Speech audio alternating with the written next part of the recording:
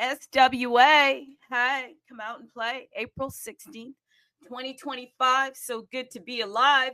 Let's get it started. It's SWA, people, and we've got a special art spotlight, but you know I got to get it started. So let's do it. Beijing, ni hao. London, hello, top of the morning to you. Los Angeles, hey. Paris, bonjour. Comment t'appelles-tu? Comme ci, comme ça. Hey, I just want to learn Francais. Lisbon, hola. Hey, there is a conference coming up in Lisbon. That is correct.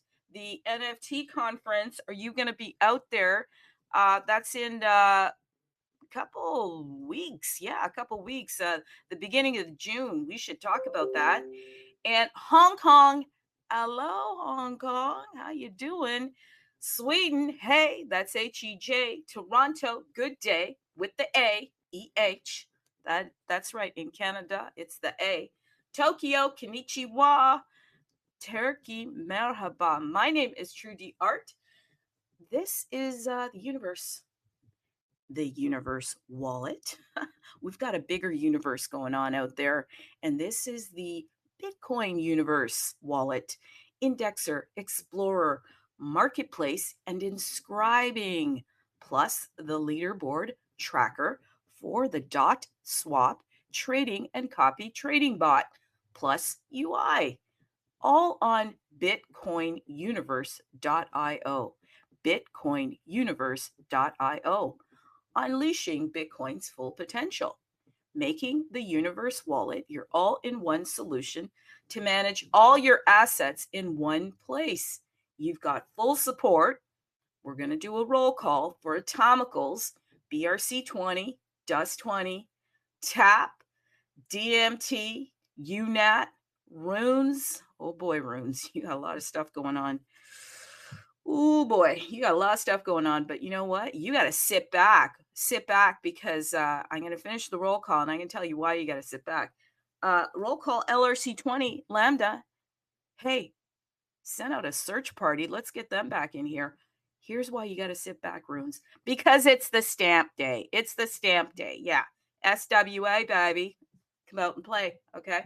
So SRC20, we know that's the tokens. And I'll give you a highlight on what's happening with the brand ambassadors, as I call them. Currently, there's primarily two brand ambassadors that we're focused on here. Okay. That would be Stamp and Kevin. Stamp and Kevin. We will give you updates on them. And Stamp, STAMP, what does that stand for? Secure, transferable artifacts maintained permanently. Yeah, permanently. And the universe is giving them support. I have some new questions, but before we get started, this is a helpful reminder. I am just a lady, yeah, talking in a microphone. You should not be taking any advice from me.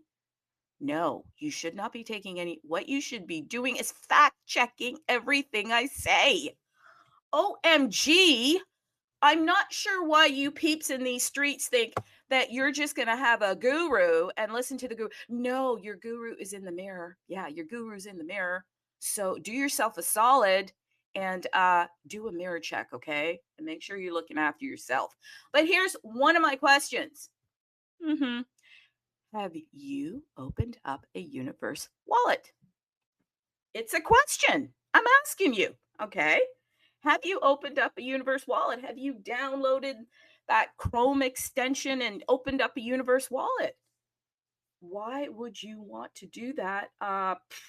Because it's going to help you to stack sats. That's why it's going to help you to stack sats. Listen, I'm so excited. There's a guest we have, but I got to get through this intro, okay? I got to get through the intro. And you know me, I like to sauce it up just a little bit. Sauce it up a little bit before I get to my guest. I'm so excited about my guest. You have no idea. But I changed up the questions. What was the first question? Do you have a Universe wallet? Okay, so you don't think about it. Ask yourself. Go check now. Do you have a Universe wallet? And the next question would be, well, have you named your wallet? Yeah, have you named? You name your car. I know you name your car. Come on. Okay, you name all the objects that you pick up. If they're important to you, you name them. So have you named your wallet? Okay. I mean, come on now. Go ask your pet. Obviously, you've named your pet. Okay. But yes, yes, yes. I am being a little bit kooky, but that's just because I'm excited because it's SWA and I like to play. Okay. So have you named your wallet? Yes, go register a name for your wallet. And third question, have you checked out anything on the Universe wallet? Why would I ask that? Well, the Universe is obviously sponsoring this space. And as the Nick Fury of the Bitcoin space, they're gathering all of the protocols together. And we're on a mission. And the mission is to become the Avengers to stack sats and prosper. Yeah, stack sats and prosper. Hey, listen, I have an imagination and I could just make up anything out of thin air. I really can. Okay. So, have you checked out the website and gone into the portals there? And listen, I'm going to bring up something later on. Okay. But I don't want to hesitate anymore with our guest. So, let me do a little bit of an intro. Here's what I have to tell you about our guest today. OMG. Okay, Logic. First of all, have you gone to Logic, LOGIK.art? LOGIK.art? Well, you may want to. You may want to because that's where you're going to learn a little bit more. But I think that's one part of learning. Okay, people? That's one part of learning. But let's get into the 10-dimensional space of learning. If you go to logik.art, let me tell you, you're going to see some amazing things. You'll see some featured works of Pepe, and you're going to be able to get more information on our wonderful dear friend Logic. And that is one dimension. But here's another dimension. We're going to have Logic come in here and we're going to go into 3D. We're going to go into 10D. Okay, that's what we're going to do. 3 words here to describe Logic: visionary, fearless, thoughtful. Absolutely. Visionary, fearless, and thoughtful. So, Logic is an artist, and an artist that actually dabbles in compressionism. Compressionism. Can you say that word? Okay. So, I'm going to call Logic in here. Listen, a lot of times when I'm talking, I just got to let you know, I do not actually stay on the main page. So, oftentimes I have no clue what's going on. Okay. Sorry, my brain operates differently. So, I'm going to go out there and search for our wonderful dear Logic and ask him to come back as a speaker. My dear, wonderful Logic, what are you doing out there? If you are a listener, we need you as a speaker so we can dive into your work and dive into who you are. So I am going to just take a moment and wait for Logic to come aboard because we are expecting you. But meanwhile, please, if you have a phone beside you, you got to have something beside you. How are you on this? Go to logik.art and take a look at some of the works here. I am looking right now at Freedom, which is the Pepe in chains, unleashing himself. And this is a wonderful work here. So let me just see, because I'll go into that if Logic doesn't come back in as a, oh, here we go. Hello. Oh, Logic. Can you hear me? Logic. I can hear you. You want to know what's happening to me right now? What? I am downloading your energy. I am different, okay? I'm not from here. I'm from another space. But listen, I'm downloading your energy. Every word that you say is vibrating in me right now. So, Logic, how are you doing? This is my first time hearing your voice. Yeah. I'm doing great actually. Just working on a bunch of stuff right now, both art and non-art related. But yeah, it's super busy right now. Well, let me take a step back, because I think, the art is really us, the people. So I want to know about you. So give me an introduction, sir, to you, to logic. Sure. So I've been in Web3 for a long time, but it wasn't until recently, and I say recently, probably within the last 2 years, where I started to, jump into art on chain and seeing, different blockchains and NFTs and stuff. So basically, back in the 2021 NFT craze, I was like, oh, that's cool. You could put art on crypto. That's that's such a cool idea.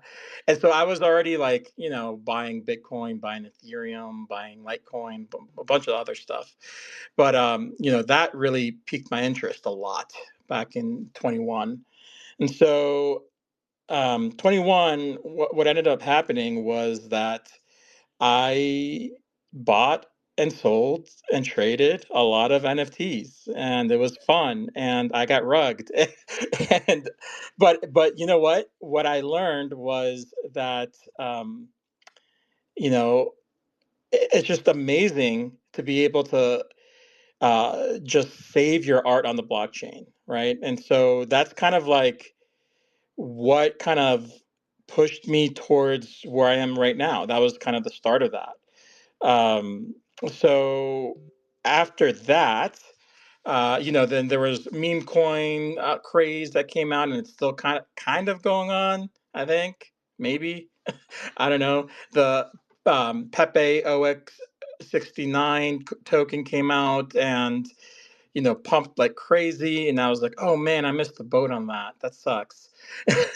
and then um, and then I found a really cool community called Pepe Community, which basically started a few months after that main Pepe on Ethereum was released. And so the cool thing about that was that it was very community based. There were great leaders, or there are great leaders, um, and artists. Right, there was so many artists that were actually doing real things, not just like um, creating little stupid memes or anything like that. Like it was actual art being created, and that really piqued my interest because like I'm going to rewind a bit because I'm going to jump back and I'm going to jump back to that point in a second. So when I was younger, when I was in my teens, I was actually really into art a lot. I did sketches and painting with acrylic, and that was kind of what I was doing quite a lot. And then teenage years and college years, uh, in my head, I was like, oh, that's not that cool, right? Art's not that cool. I'm not going to be a cool kid if I do art. So that kind of like went to the side for a little bit. That whole, creative part of my brain just kind of went on pause. And I did pick it up kind of during college because I'm actually in my Web 2 career. I am actually a structural engineer, and I work with architects, and I do buildings, and there is a little bit of art related to that, right? There's layouts and making spaces feel good and all that. So there is a little bit of art there, but really, my creativity definitely paused for a long, long time. So now jumping back to where I left off. So we talked about the NFT craze and how that. So I was really intrigued about just art on chain, on blockchains, and yeah, and so Pepe Community. I joined Pepe Community. I was just like somebody that owned a meme coin. I was whatever, but I started to learn that there's actual creators and artists in this group, and really talented people, right? And so I started kind of having conversations with them, and just seeing, just learning more about them, and learning more about their art style, how they do things. And then, it was so funny. Like, I would say a few months before Pepe Fest, for Beeple, I was like, I used to do art a lot. I used to do art. I feel like I still have it in me somewhere. And so I picked up a pencil and I started drawing a frog. And I was like, I was like, hey, I could do this. I could draw. I could draw. I'm an artist, right? It didn't look like crap, right? It was almost like my like where I stopped back in like my high school and college years, like it was coming back, and it never left. It was just paused for a long extended period of time, but it started coming back. So I started drawing frogs. And yeah, it just, I after that, I wanted to really explore minting my own art on chain. So that was, um, something that I thought was, always intriguing, because back in 21 I was trading this. I was trading art, and I was buying art and I was selling it. And so I was like, I want to do my own stuff. Why not? Like, I want to save it on a blockchain. And so, um, I started looking into that, kind of learning how to do that. Initially, I started with, Object and Ethereum, kind of minting different things on there. But it really wasn't until Pepe Fest, right? I started to draw these kind of Art Deco 1920s frogs. Uh, and so that was kind of my genesis, creation, and it was all on canvas with graphite. So actually, if you mentioned my website, if you go to my website and you go to ETH Works, you could see, uh, basically all the pieces to this, collection. It's all black and white graphite pencil on canvas, and so, yeah, I really love the 1920s kind of feel of things. I've always loved that era, and so I wanted to kind of merge Pepe with that. Right, I was like, that would be a kind of unique experience. That would be. I've never seen a frog, a Gatsby frog, right?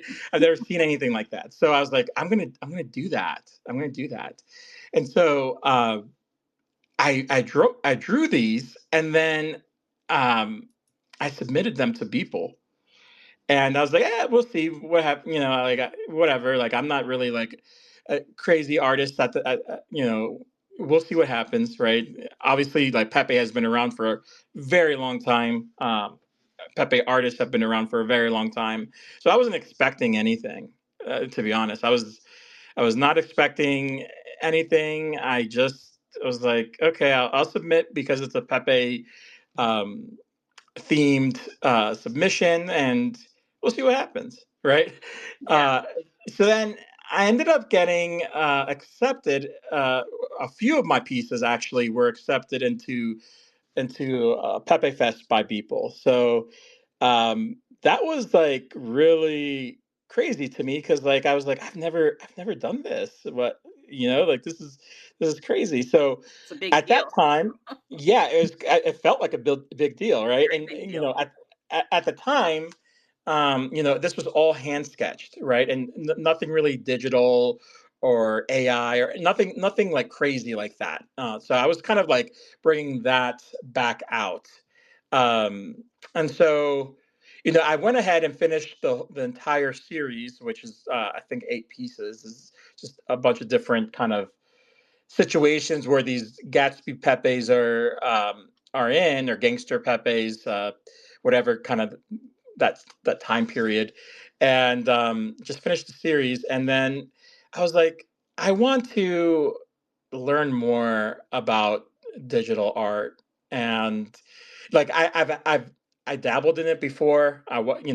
Also with my Web 2 experience, right? I mean, I do architecture, right? I do spaces and layouts of things. So like I wasn't afraid of touching software or touching programs or things that were design software, right? Because it was familiar, right? So after kind of watching a few artists and kind of also at this time while I'm trying to figure this out, I'm also learning deeply about Pepe culture, Right. which is super, super in depth. I'm not going to go there with this space because you could stay on that topic forever. Absolutely. But yeah, so I really started studying Pepe culture, why it was so significant, rare Pepe, fake rare, all these things that were on XCP and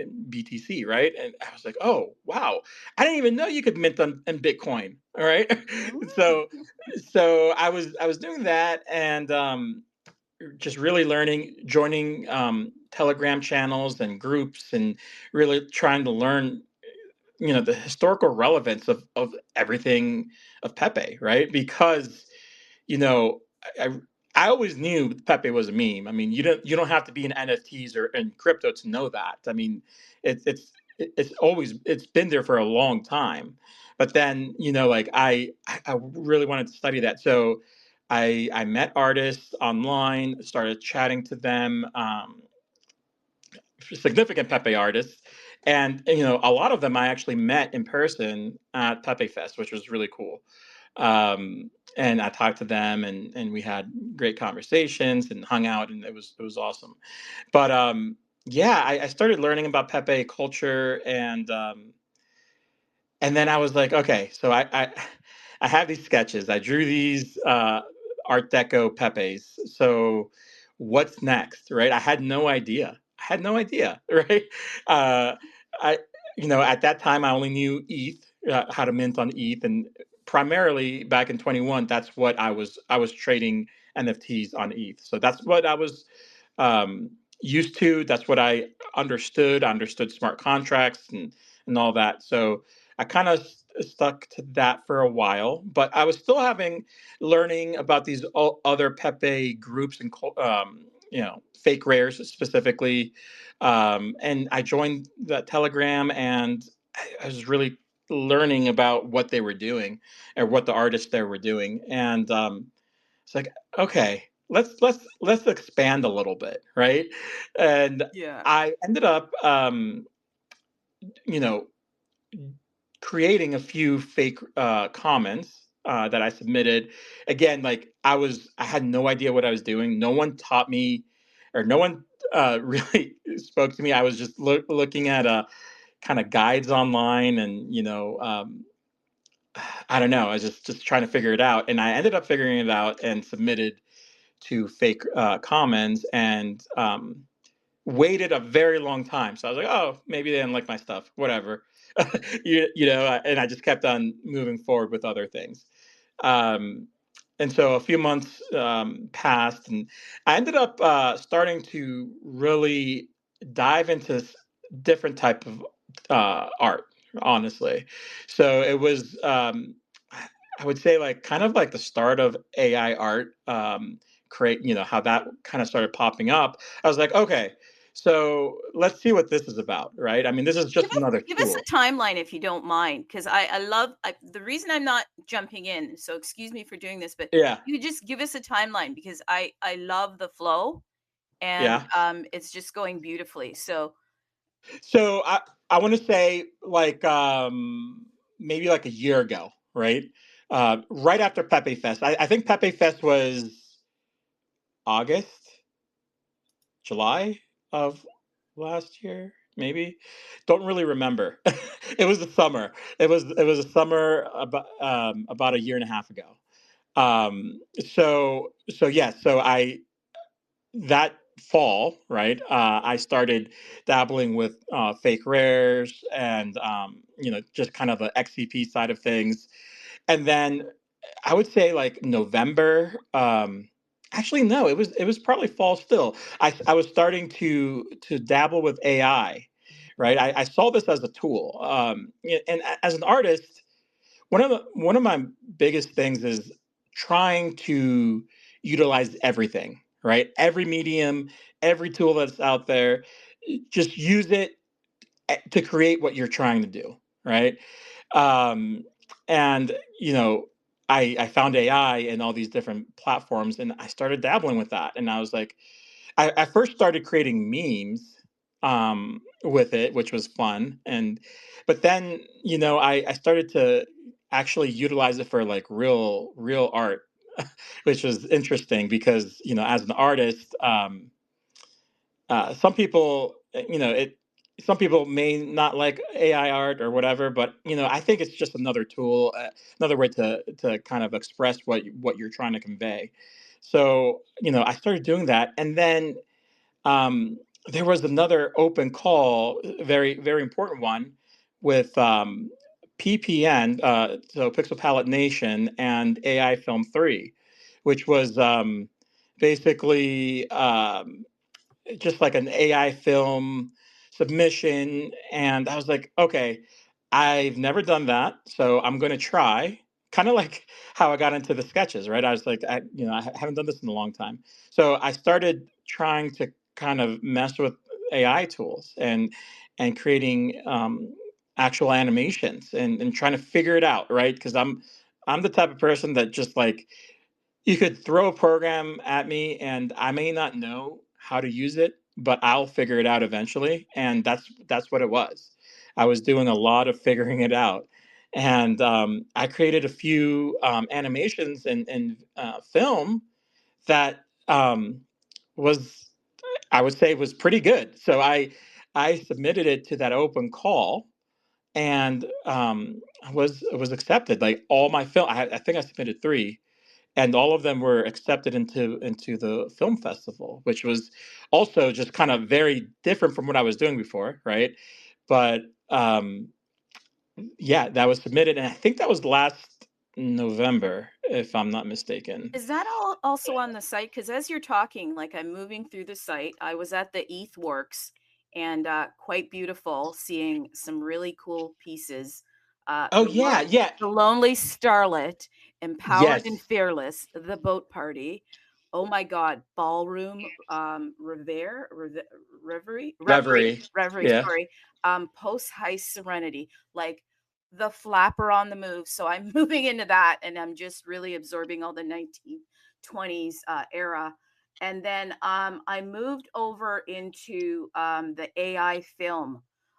yeah. Is that what we're getting into here? And Well, yeah, I mean, you could see some of the AI films that I created there, that they're in that tab. But if you actually scroll down beyond the About Logic section, you could see, yeah, it was Glendale 2024, the AI Film Festival. So I want to say it was November of last year. Um, but yeah, I kind of laid out all the different kind of things and exhibitions that I've been accepted to, or that my work has gone into. And so yeah, AI film, the actual one in Arizona is indicated there under exhibitions. But if you want to take a look at the AI films that I did create, yeah, you could just click that tab on AI film, and those are kind of different, just different films that I've done over the past couple months. Um, and I'm working on a few actually right now, that are very intense. So like it just, film is just completely different. AI is completely different medium. I just love to dabble with all artistic mediums, and quite honestly, like I'm not gonna say AI is not art, because like it is. It is, because you have to, um, for real art, right? Regardless of medium, you have to be able to tell a story, show technique, right, and really convey a message, right? And that to me is art, right? Technique, yeah, it could be by hand, right? It could be sketches, it could be painting, it could be um, Photoshop, right? techniques in Photoshop, which I've been dabbling in a lot. Actually, that's where my main developments have been lately. And then AI again, technique for AI is prompt engineering. Like anybody could come in and say, create me a picture of X, right? And AI is going to do it, right? And to me, that's not art. That's not art at all. Um, but when, as an artist, if you are utilizing AI to tell a story, you want to convey something, you want to show some motion, you want to do something, then you use it as a tool, and then you have to engineer your prompts to get there, right? It's not an easy thing to create real AI art. It's not. Um, Again, simple prompts is not art, in my opinion. So. Anyways, yeah, I was dabbling with that and really got into the film side of things because, I ended up going out to Arizona back in November for the film festival, and I met a bunch of different artists, completely different from Pepe, completely different from what I was doing initially, and just a bunch of awesome, creative people that were artists that were, before AI came, they've been utilizing AI, and we're really pushing the boundaries with film.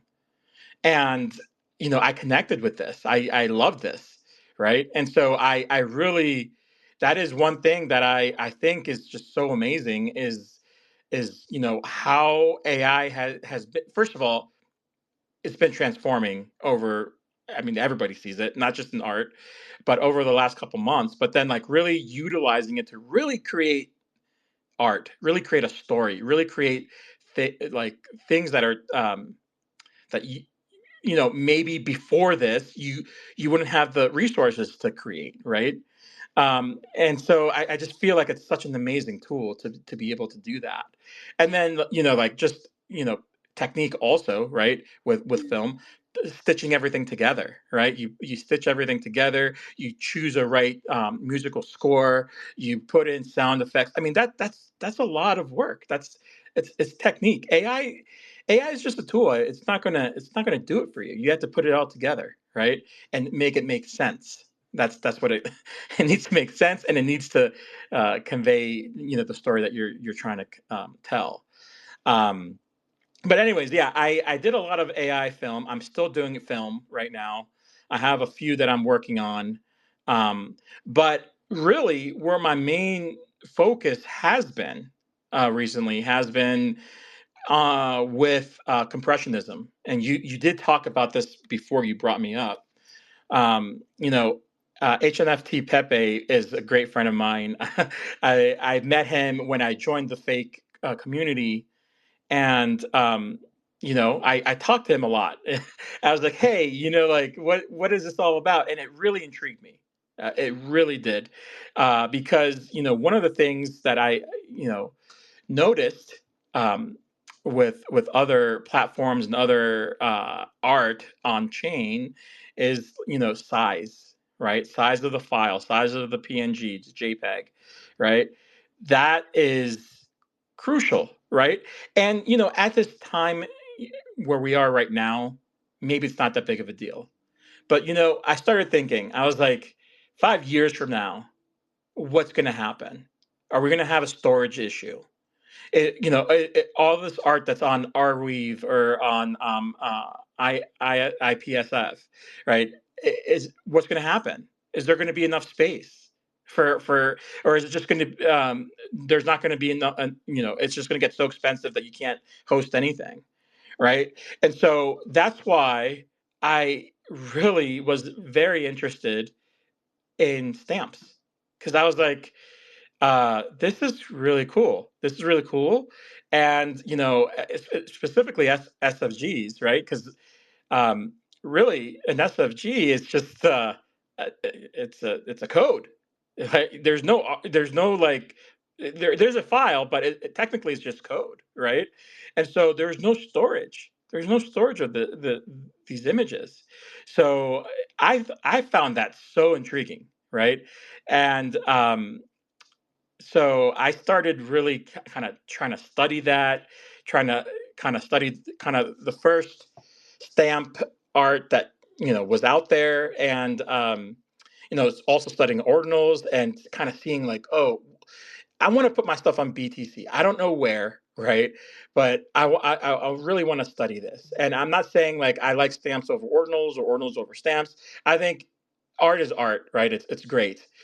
But like for me, specifically for me, when I was talking to the stamp artists and the kind of the stamp chain people, something about being unprunable and immutable, right? Unprunable specifically, right? Something that is forever, right?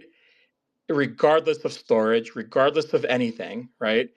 That was key to me. That was critical. That was amazing, right? Because I want my art to live forever. I don't want it to be reliable on storage, or it's on somewhere else. Imagine like you have an art piece that maybe it's a couple $1,000s, right? And you're a collector. You buy this and you have it nicely displayed in your home, and then 5 years from now, that art piece just goes to 404. Like what the heck would you do? Like you just spent you spend a bunch of money on this and it's gone, right? So to me, that was a big deal. That doesn't mean that I'm not going to mint art on other chains or other protocols. I still am. There's obviously for multiple reasons, but that to me was just so critical.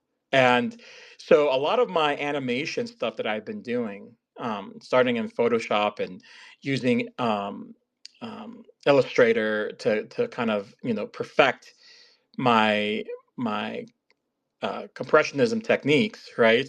Um, that that is where it's at for me for like my where I'm doing art right now, where I'm continuing to do art, where I plan to mint some of my best stuff is going to be on that protocol.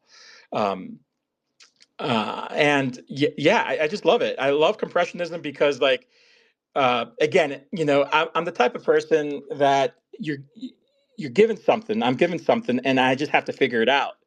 And you have these constraints when first of all you have to bring it down to a really small size, something that is like I think right now is 65 kilobytes, if I'm not mistaken.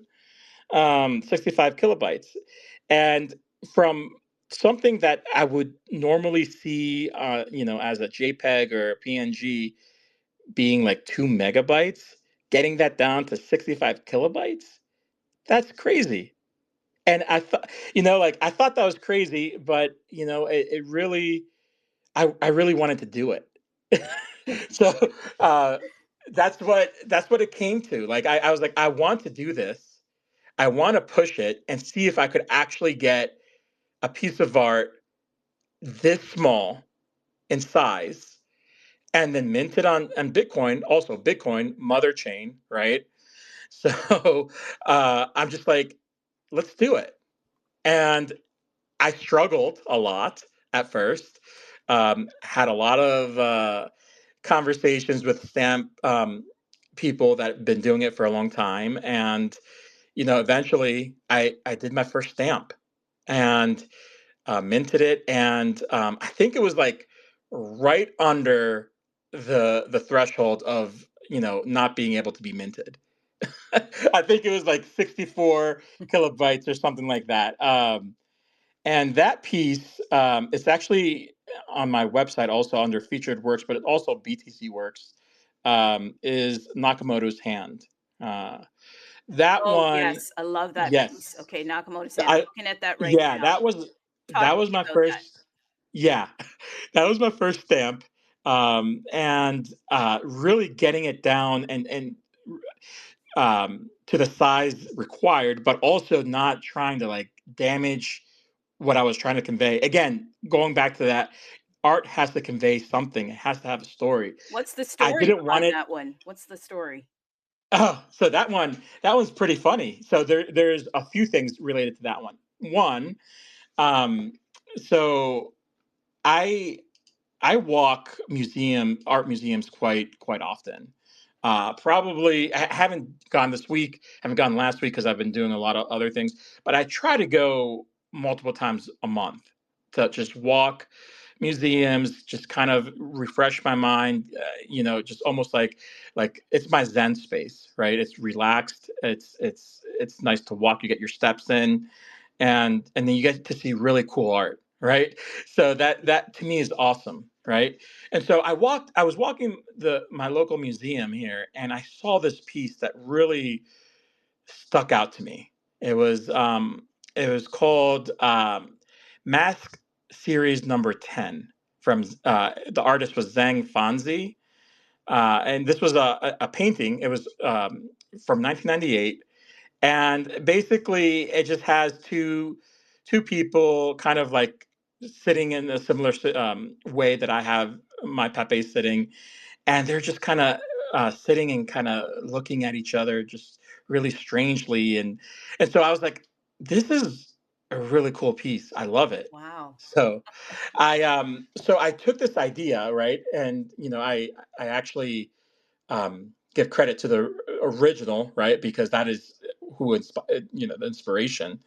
And then I was like, okay, I want to take this and change it somehow. I want to change it and tell a different story. I mean, still have the kind of the same idea behind it, but I want to tell a different story, right?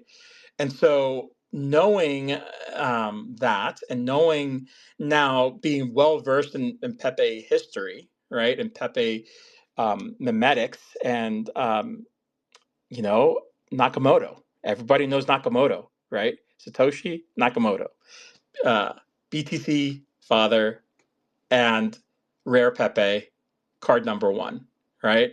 Everybody, if you know Pepe, you're into NFTs, and you know Pepe, you know fakes and rare, you're gonna know Nakamoto, right? So I was like, I want to incorporate Nakamoto into this, right? Somehow. So what I ended up doing, the original painting actually has the figure on the right holding a rose, but I wanted to change it to a Nakamoto card. So if you actually zoom in, it's kind of Yeah. hard to see on my website, but uh, that is the Nakamoto card. I kind of sketched it out with regions in Illustrator, and got it really close to what it should look like. And again, like I was struggling with the size of the file, so I was like, it doesn't have to be super super detailed, but if you look at the SFG, and Pepe, Pepe lore and history, you know what Nakamoto is, you know that this Pepe on the right is holding the Nakamoto card. So that being said, right, I changed the idea of the rose to Nakamoto, and this Pepe on the left is almost like intrigued by it. He's like, "Oh my God! Like, what are you holding? What is that? This is a grail. What is that? Right? It's a Nakamoto card."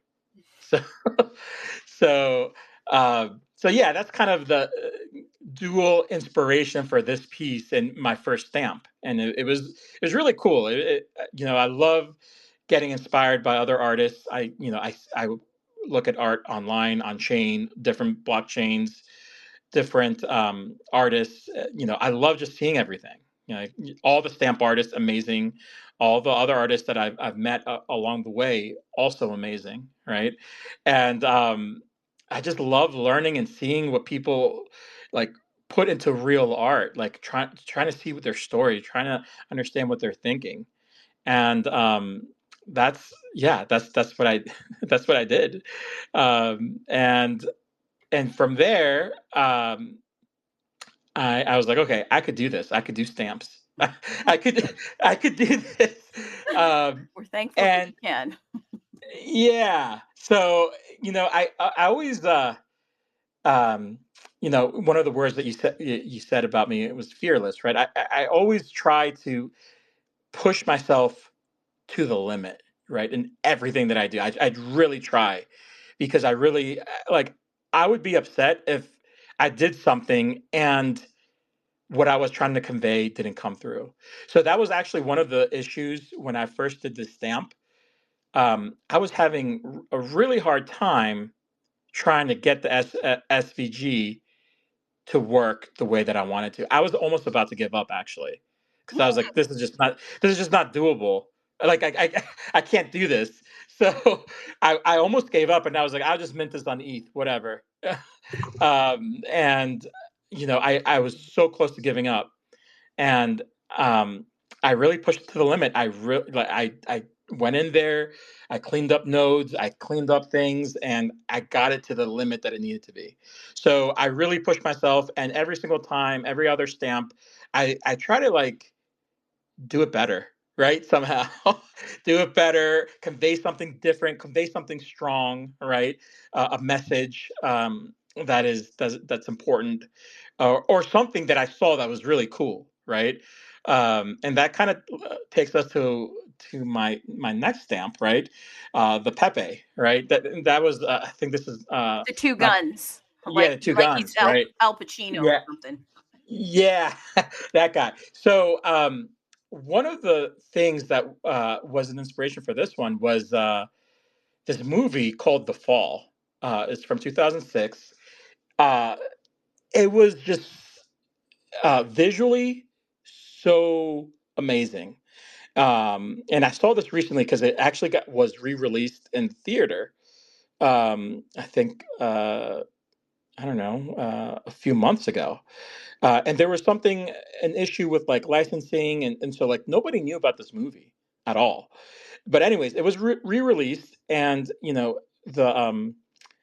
the trailer caught my eye because like I was like, oh, I want to watch a movie this weekend with my partner, and I was like, let's watch this. This looks really cool. Like it was really intriguing, and Wow. then we watched it, right, and I was just blown away by the visuals that this movie had.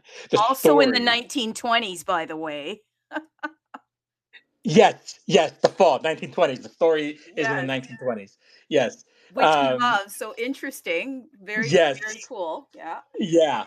So I really had an amazing connection to this movie. Also, something similar. I don't know if I don't know how old you are or whatever, but Princess Bride was a movie that I loved from Loved the it. 80s. I'm a movie Yes. person. You can say almost any movie, Okay. and I'm a love Princess Bride. I love Princess Bride, and I so am the like I man love. from Montana, and I'm here to kill your father. Yes, I know the line. exactly. Exactly. That Okay. Yeah. that movie. But like the way that movie was told, storytelling Yeah. technique, right? With the book and the kid and the grandfather. Yeah. I thought that was so amazing. And so the fall kind of follows that same style. There's a guy telling a story to a kid. And so like that really that caught me immediately. Right. And so it was all these things. It was the story, telling, the visuals, um, eh, and then just like it was actually a tragic story, and art can be tragic, and that's okay. Like if you're trying to express something, that's totally fine, and as long as you do it in a way that makes sense, right? Um, and I liked I don't want to say I like tragedy, but I liked how the story's tragic ending was told. Right? It made me walk out and really think about what was going on in that movie. Right? But anyways, going back to the stamp. Right? There is a scene specifically of this movie where the main character is finally approaching, his nemesis, right? And he just pulls out two pistols, and he's just about to like destroy him, right? And it was just such an iconic moment in that movie that I was like, I love what's going on here. I love the colors. I love the background. I love just this redemption arc that's going on. and I want to create that in my own version. So I basically I found that clip online. I clipped it, and I was like, okay, I'm going to um, Pepinize this. so that's what I did. And again, initially, I was like, oh, this is going to be tough trying to get this to the size that will work for a stamp or for an SVG. But that seems to be But the thrill of it all for you. yes, yes, It's the part of the thrill. Can I actually put this into compressionism? Like, I mean, yes, yes, that is part of the thrill. And so I didn't think I would. Again, I didn't think I was going to be able to do it, but I pushed it, and honestly, like this one was actually less in size than my original. So I was getting more. I was just getting better at it, right? I was getting more experience and just like efficiency, and um, it was probably 20% less in size, but it has more detail. There's more going on. There's blood splatters and like it's crazy, right? There's a lot going on there.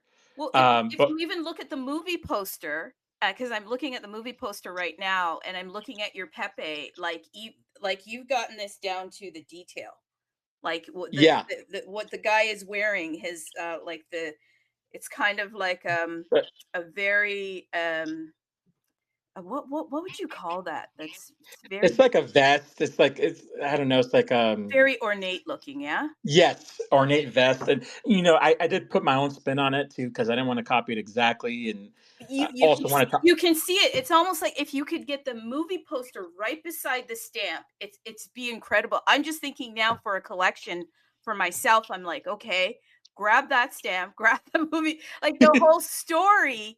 It's exciting, right? And then yeah, I'm kind of just excited because I'm able to talk to you and I'm getting the story behind all of like behind the stamp, behind the scenes. yeah. Sorry, please continue. Yeah. So, it's funny you say that because like I started to Pepinize this, and then a lot of my Web3 friends, I was like, you guys, you should really watch this movie.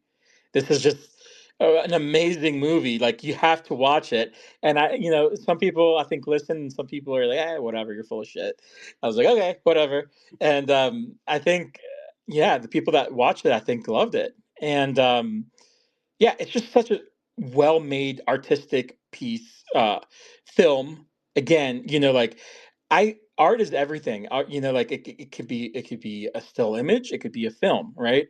And so like I found that film to be just such a grail of artistic expression, and it really spoke to me, and I created this, right?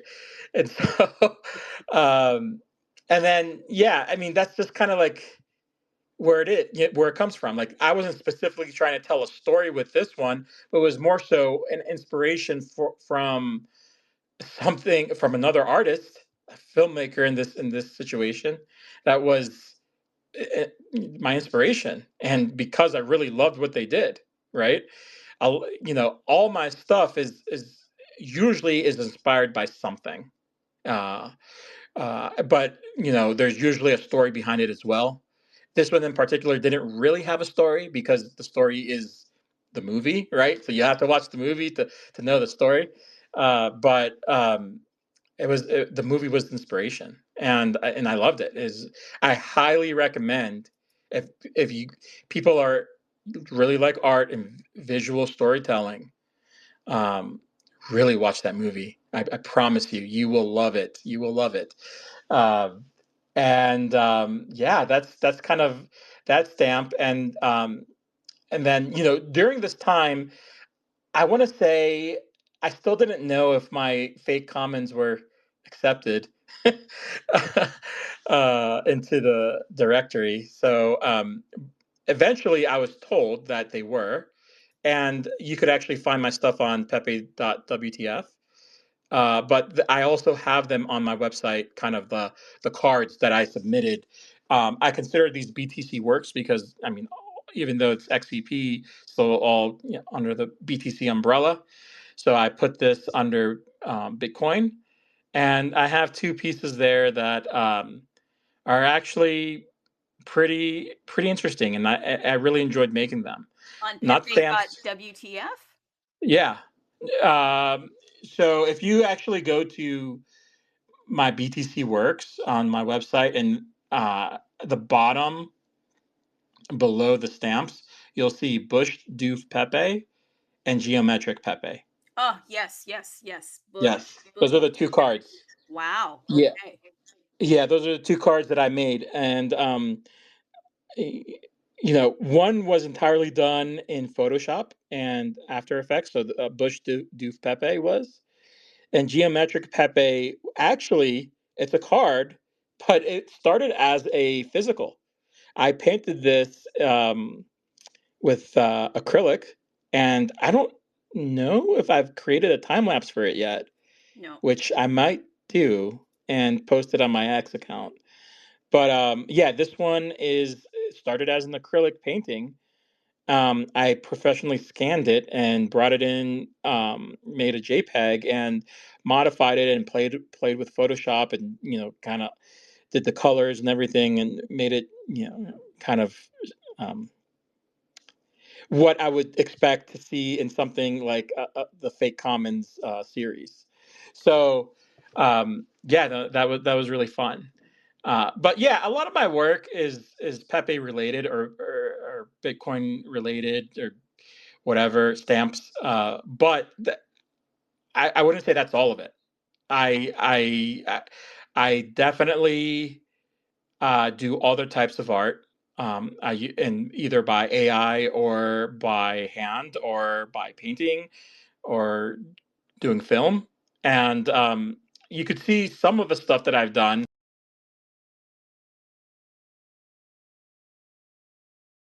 Hello. Uh, Hello, sorry, I got a call. You could kind of see some of the stuff that was unminted in my on my website. It's just some of the sketches that I done, and some of the Photoshop and pixel art, and kind of propaganda posters, and some of the stuff that's just not on any chain is on there. Um, and just a bunch of sketches and different types of art. So yeah, I don't necessarily only work with Pepe. Pepe is what got me back into art. I always have respect for Pepe and Pepe lore, history, relevance, right? Um, Crypto relevance and blockchain relevance of Pepe, memetics, and I will always create Pepe work. That's not never gonna stop. But I do dabble in other things, and AI film is absolutely something that I've been. Sorry, can you hear me? Yeah, if you have to pause for a second, then I can. No, I just got two phone calls from two different people at the same time. So Okay, if you have to pause for a second, let me know, and I can keep it going for a moment until we can get you back, because I think that this is a nice evolution to where we want to come to here, and that is your work, the breadth of your work. I mean, I'm following along at logik.art, and I'm now at the BTC Works. We've gone through the Bush, Doof Pepe, the Geometric Pepe, all obviously starting with Nakamoto's hand, the Pepe, and then we're about to get to the Freedom. So if you can continue, great, and if you have to pause, let me know. no, I'm still here. I'm still here, and if I uh, disconnect for a second, I'll come right back. It's not that big of a deal. But yeah, no, I do a lot of different art, and AI and film. Absolutely, probably just as much as my Pepe work, to be honest. Just I really enjoy doing the AI film stuff. It's really fun. I think it's just a really awesome form of expression and to convey a story. So I really do a lot of work with that. But jumping back to Pepe Freedom, right?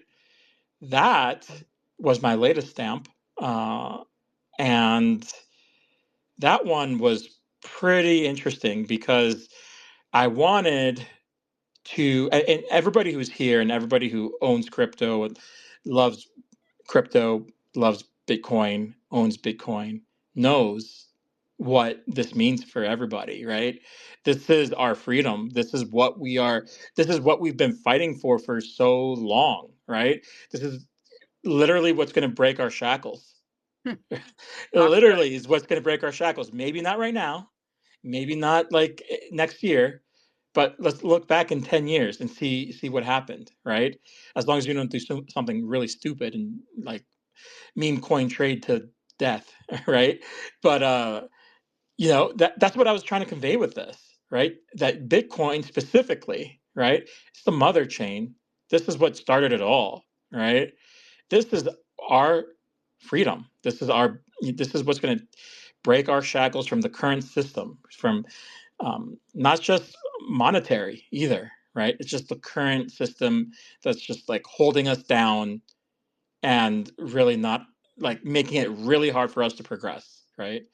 And it, I know that all of us feel it, right? All of us feel it every day. Maybe not every day, but a lot, right? We feel that pressure from the system and from financials and everything, right? And you know, I'm just like Bitcoin is the hope, right? Bitcoin, crypto.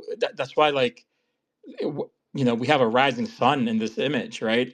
This is the hope that everybody who's here fighting for, you know, th- just keep on fighting. It's gonna break. It's gonna break our chains, and we're gonna succeed. So that's really the story behind that one, and why it's so important to me, because it really signifies strongly what I believe with um, cryptocurrency and specifically Bitcoin, right? So awesome, way to really express that story. And again, tried, initially I was unsure if I could make it a stamp, and ended up being successful. So that's great. But yeah, that's my latest stamp. I'm actually working on one right now. And I did give a sneak peek of it yesterday on my X account, and it's a little more developed now. I've been working on it on and off, you know, last night, and yeah, that's probably going to be a stamp if I make sure I could keep the size down. But again, it's going to be pushing. It's going to be pushing the limit again, and still trying to tell a very significant story with that piece of art. And really, actually, that my next piece is actually going to be kind of the start of a new series of art that I'm going to be doing, a new story, if you want to put it that way. So all these are going to be kind of related. They're going to be in a similar universe, but more to that later. Once I have more of it done, and I'll be kind of releasing more information about that over time as I get closer. But it's a really cool concept, a really cool story that I'm trying to tell, and I think it's gonna be. I think people will like, if you like Nakamoto's and Pepe and Freedom. It's kind of the same style, right? It's kind of the same artistic style. I was just messing around with styling, and I found something that I liked, like this style, this kind of dark outline, almost comic animation, right? It's kind of the style that I feel like I've gravitated to when I'm doing stuff digitally. so. Um, I'm so intrigued by you and everything that I'm learning about you, and the idea that you're an architect and you're into, you're an artist creating, and you found your way into Pepe, and you went through the ETH chain, and you're in Bitcoin. And can what is your vision then, like, for your artwork? Because I'm kind of seeing there's an evolution here. You're going into film. So what is the big picture for what you're aiming to do? so I definitely want to keep on doing film, and I definitely want to keep on doing Pepe. So those are two things that are going to absolutely keep on going. The problem with film is that it's hard to mint, right? The sizes of the files are way too large. There's no way I could afford to mint any film on any Bitcoin protocol. It's just impossible. And so that probably will never happen with Oh. film. Yeah. Unless there's something I'm missing, but like Hmm. I don't think that I could afford to do that. Um, so that being said, film may or may not even be minted, to be honest. I'm gonna be creating it to tell different stories, right? Different inspirations, not necessarily Pepe related. Some of them actually will be Pepe related, but it's not necessarily going to be the case. But yeah, no, I'm trying to kind of do something different with the film. Um, with the stamp and kind of other blockchains, I'm going to keep on uh, definitely creating more art on these chains.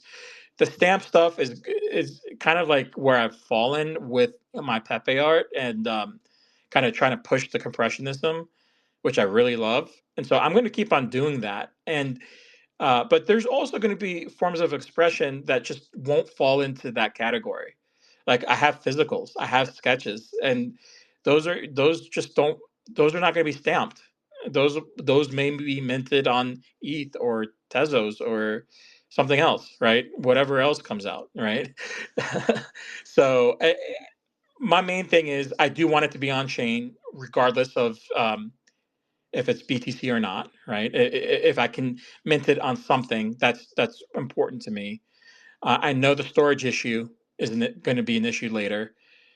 So my very like best art, I want to say best art because I feel like I like all my art, but my my really like personal art, let's just put it that way, is going to be on stamps or on BTC protocols. So until I can't afford it, because we might come here shortly in like a year from now, Bitcoin might be at 200K, and minting a stamp is going to be like 10 grand, and I'm just not going to be able to do that. So I'm just not going to be able to do it. So um, it's just wherever I'm trying to make as much as I can, as many pieces as I can, at a loss. I don't really care. Like money is great, but like I want to make sure I could get my footprint in there before it's too late, right? Wow. When Bitcoin is 200K, 300K, like it's going to be impossible. I mean, people will be able to. I'm not going to be able to. I don't think so. So I'm just, I'm I'm going to keep on trying to do work on Bitcoin, but there absolutely is going to be a time where I'm just not going to financially be able to do it or make it make sense. So um, yeah, it's just So what where if I'm we going want to with it. collect your work? I mean, what does that mean for us, the collectors, then? Because I mean, if you're out there hearing this, that the artists are going to come to a point where Bitcoin, just by nature of the way Bitcoin and the trajectory that it's going, it may get to a point where it will prove a great challenge to get these works onto the blockchain. So, what are you thinking then for collectors? I mean, like you've talked about pieces, but we don't even know where to pick up some of your pieces. And I know you're also involved with the Nakamoto Index, so I don't know if you can maybe kind of Yeah. speak to those So things. yeah, Nakamoto Index. So actually, all my stamps as of now are part of the Nakamoto Index. It's a stamp index on BTC, which is great. I love it. It's a very similar feel or way that it works is very similar to like the fake rares and all that, kind of like a collection of art that's kind of judged and brought into the index if it's agreed upon, right? So luckily, all my art has been brought into that index. Different series of the index, but they're all in there so far. I'm hoping my next one will be as well, and we'll see if that's the case. But Nakamoto Index, I don't think you can buy. I don't think there's links to buy the art on there. So where do we So get your art? Yeah. so right now, as of now, I have um, I do have a few dispensers open, but I was actually going to close them because there was an issue with, somebody was trying to get a stamp and it wouldn't. They were getting an error with the dispenser, and I'm not sure what was going on. So I was actually going. So to answer your question directly, Stamp Ninja, right, is where my stuff is on dispensers. Stamp first, right? You could go to either one, but I am actually looking into different ways to distribute my art, specifically Bitcoin art protocols. And I do have a few ideas out there, but I've also talked to other artists about, potentially utilizing atomic swaps or doing just different platforms. Magic Eden. I saw that obviously your platform as Universe. well. Yeah, Yeah. I haven't looked too much into it, but I that doesn't mean I'm not going to. I just haven't had a chance to yet. Well, it's interesting because you mentioned HNFT Pepe, that that he's one of the artists that you connect well with, and he's got quite a few pieces on bitcoinuniverse.io. Yeah, I'm saying it, bitcoinuniverse.io. And I think it would be just such a tremendous treat to see some of your stamps there. So um, maybe he'll reach out to you or you can reach out to him. But wow, that would be a treat because, as I'm hearing your story, how do I get involved in the story? Yeah, I can go to logik.art, but I I think these pieces are pretty great.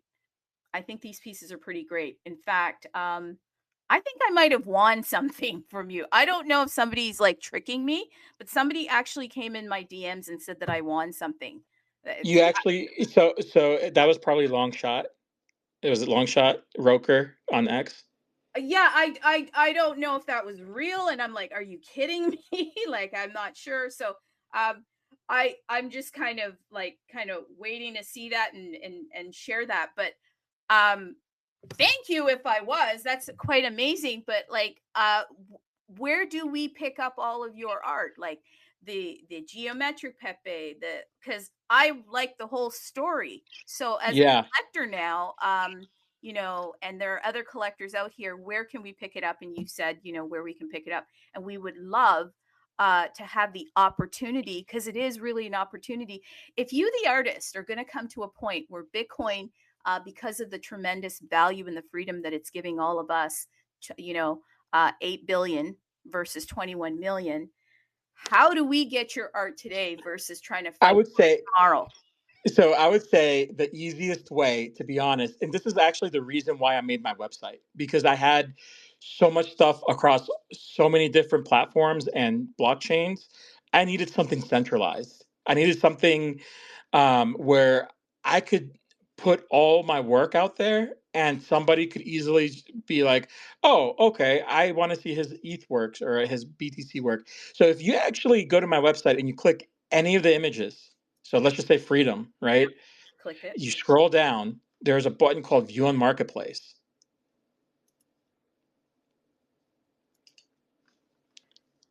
So view on marketplace will take you directly to that stamp where you could see some of the dispensers that are open right now. Very good. Very good. And hopefully coming to the universe, because that would be pretty amazing to see your stamps on the universe. Wow. How incredible. Um, can you tell me why, as an artist, I mean, I kind of am walking into it already, but as an artist, why is the immutability part so important? Because obviously some other artists are not thinking about that. Actually, a lot of artists aren't thinking about that. Like, I mean, it should be obvious, but for you, why is it so important? that you So know yeah, for sure that the immutability is there for you? that is like really really a big deal because and I kind of touched on that previously because about the storage issue or what happens in 5 years when there's no more storage, what happens if you own a NFT and then it goes 404, right? um, that's not going to be good for anyone, right? For the artist and for collectors who have already collected stuff, right?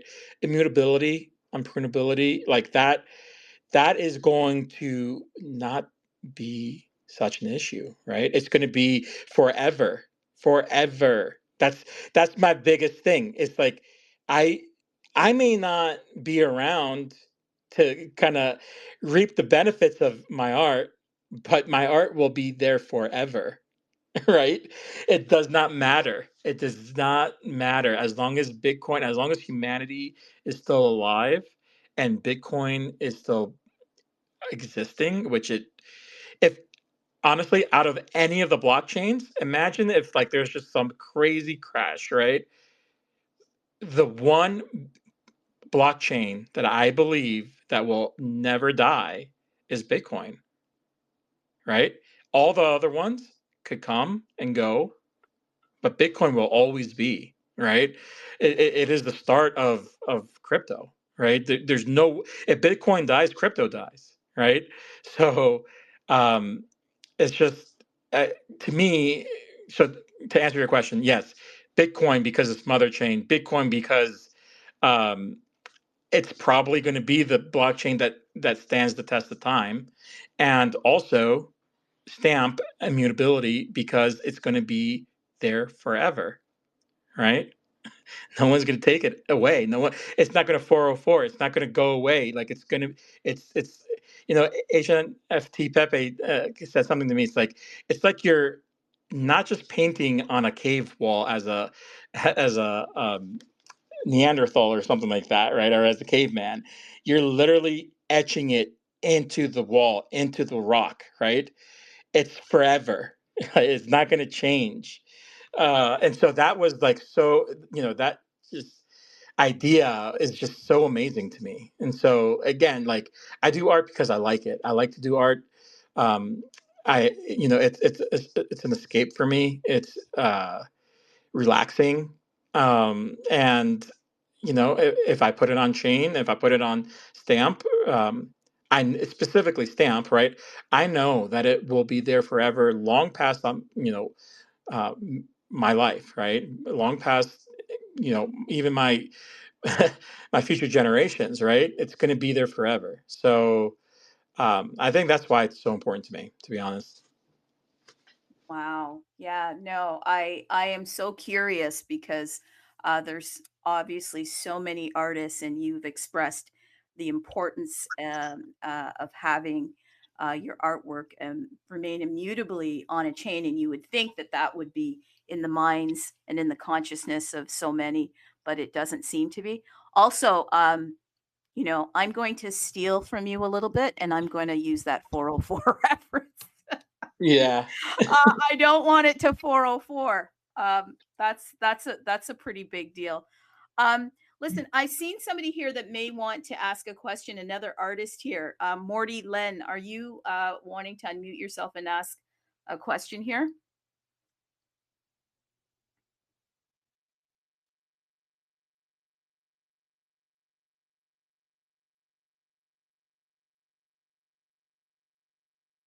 Okay. I it looked like he came in as a speaker, and he had his microphone muted. So I wanted to give him an opportunity to maybe ask you a question. But yes, very, very powerful, very powerful. The whole walkthrough, and I don't even think that we have completed the walkthrough. So, sir, please continue because I'm actually making some notes here. So, Yeah, no, I was actually going to mention two people that are. I mean, everybody here is amazing. I know a lot of people in the audience here, but two people specifically, DTech and Longshot.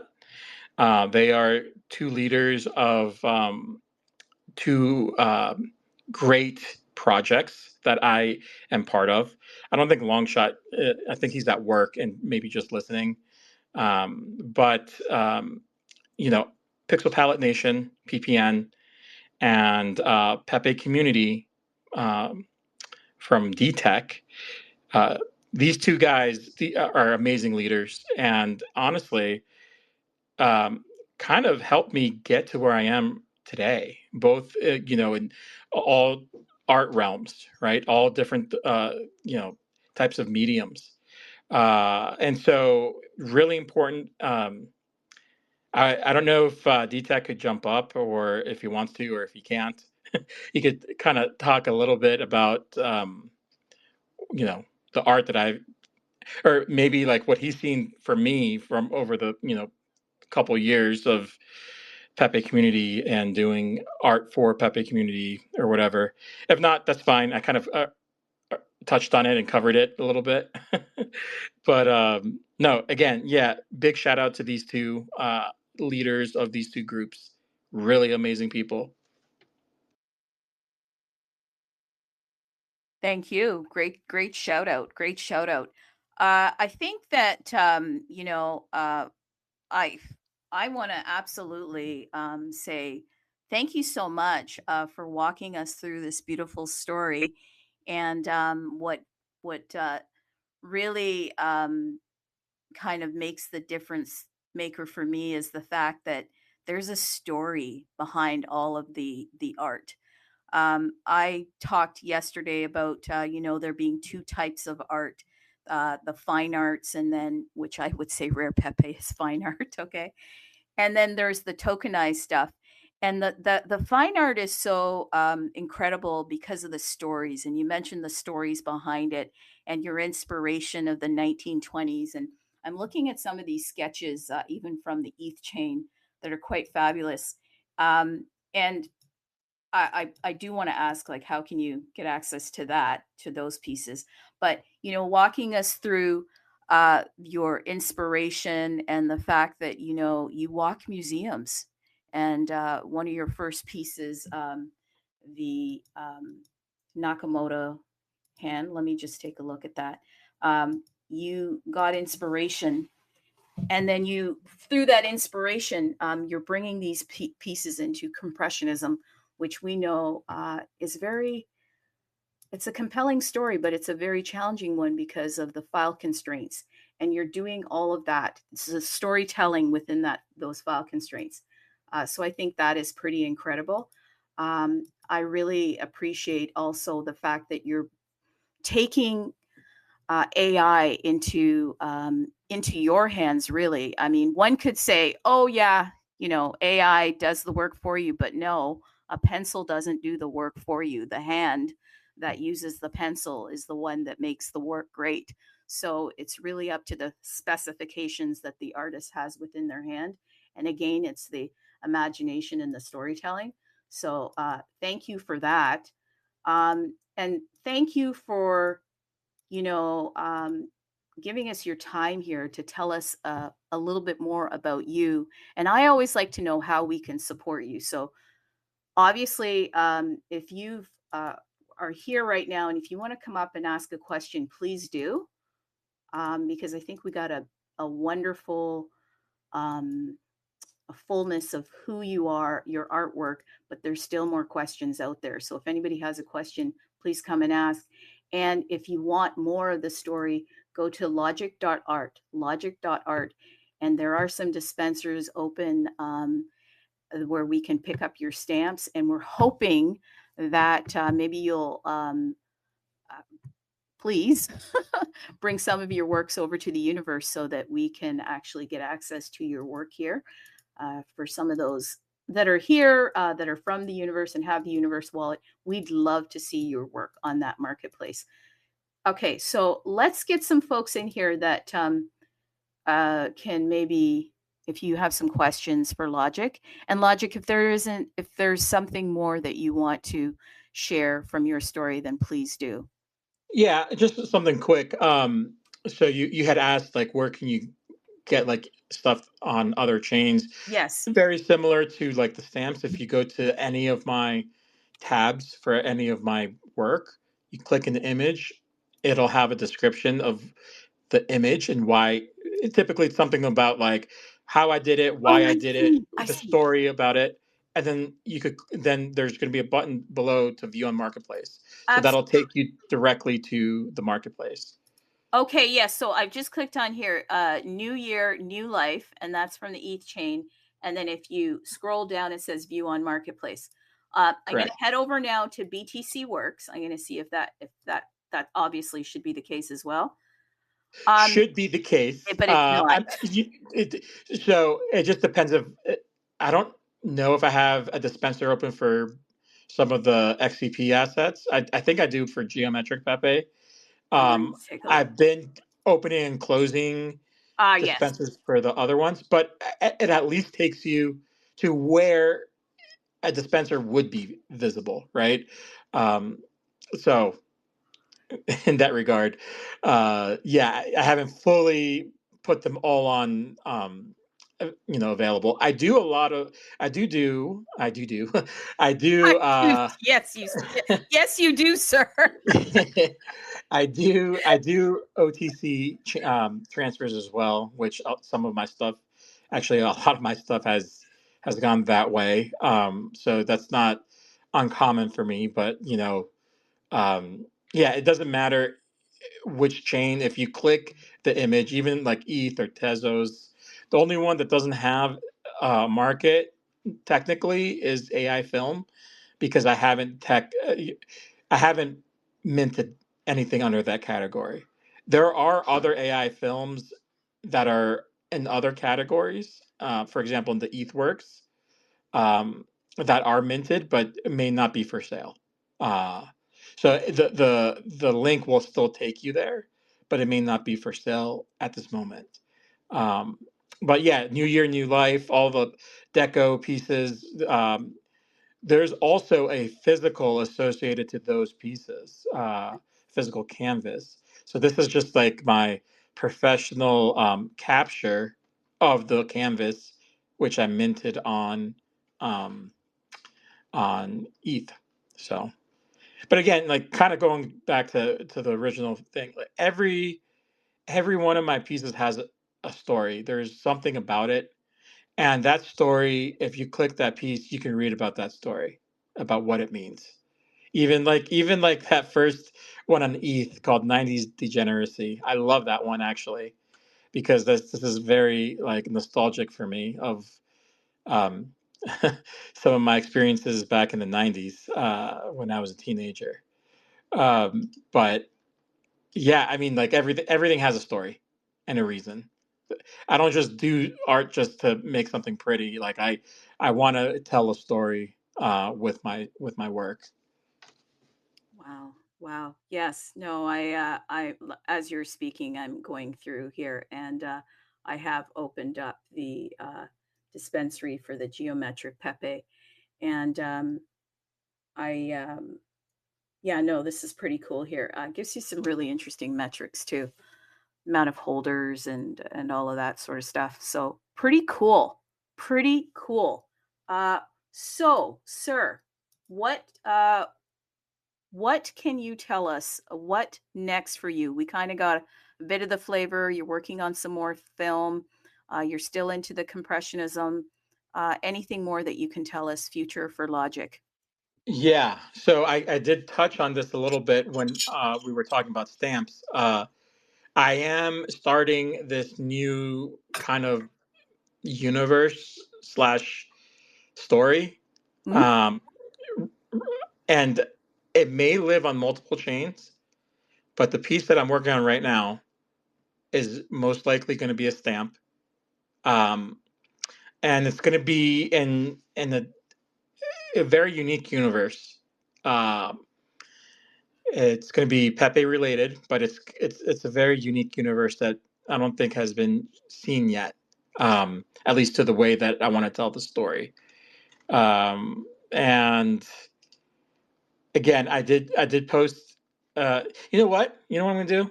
I'm going to post something on X right now so you could get a better idea Please do. of something that's coming. I'm not going to. explain it. I'm not going to do anything.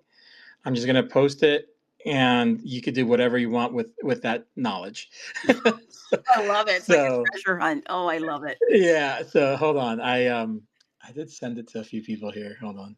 If you're not following Logic, people, you want to go and do that right now at Logic LOGIK 185. Better follow him right now, Yeah. because you're gonna miss out if you're not following Logic here. Okay, so I'm with bated breath here. Okay. So just 1 second. I'm going to save this, and I'm going to call this sneak peek. So I'm doing this live, and I'm going to post it. I'm going to post it here on X. And right here on the Bitcoin universe. That's right, people. See. This is I am rather fascinated by artists. So as you're posting this, if I may just share with you, I am so fascinated because your brain computer is so imaginative, so creative, so filled with these stories to tell, and then the artistic ability to express these stories visually.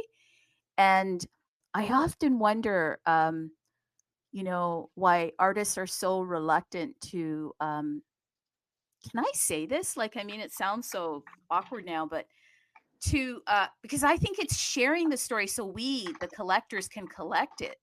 Like I want to be able to get a piece of your story, as so many others want a piece of the story. And to hear artists say sometimes like, oh yeah, no, the money is not important, or yeah, no, I'll put it up for sale here or there or sometime. Like, I'm just so fascinated by that part of it. Why the artists are not open more to, I guess, some of their works being available for us, the people. Like, we want that, because we're not going to be able to jump into a museum to see the piece, or we're not going to be able to, like, we want that art in our hands. We want to collect that. So all right. how do I I'm about to post it right now. So cool. Yeah, how do I get artists to be open to monetizing their work? That's my question. How do I get them to be open to that? Because that's a part of the reason why we're here. Like, I am a collector, and I want to collect these pieces. Okay, so let me go and find this post here. Okay, let me go and find it.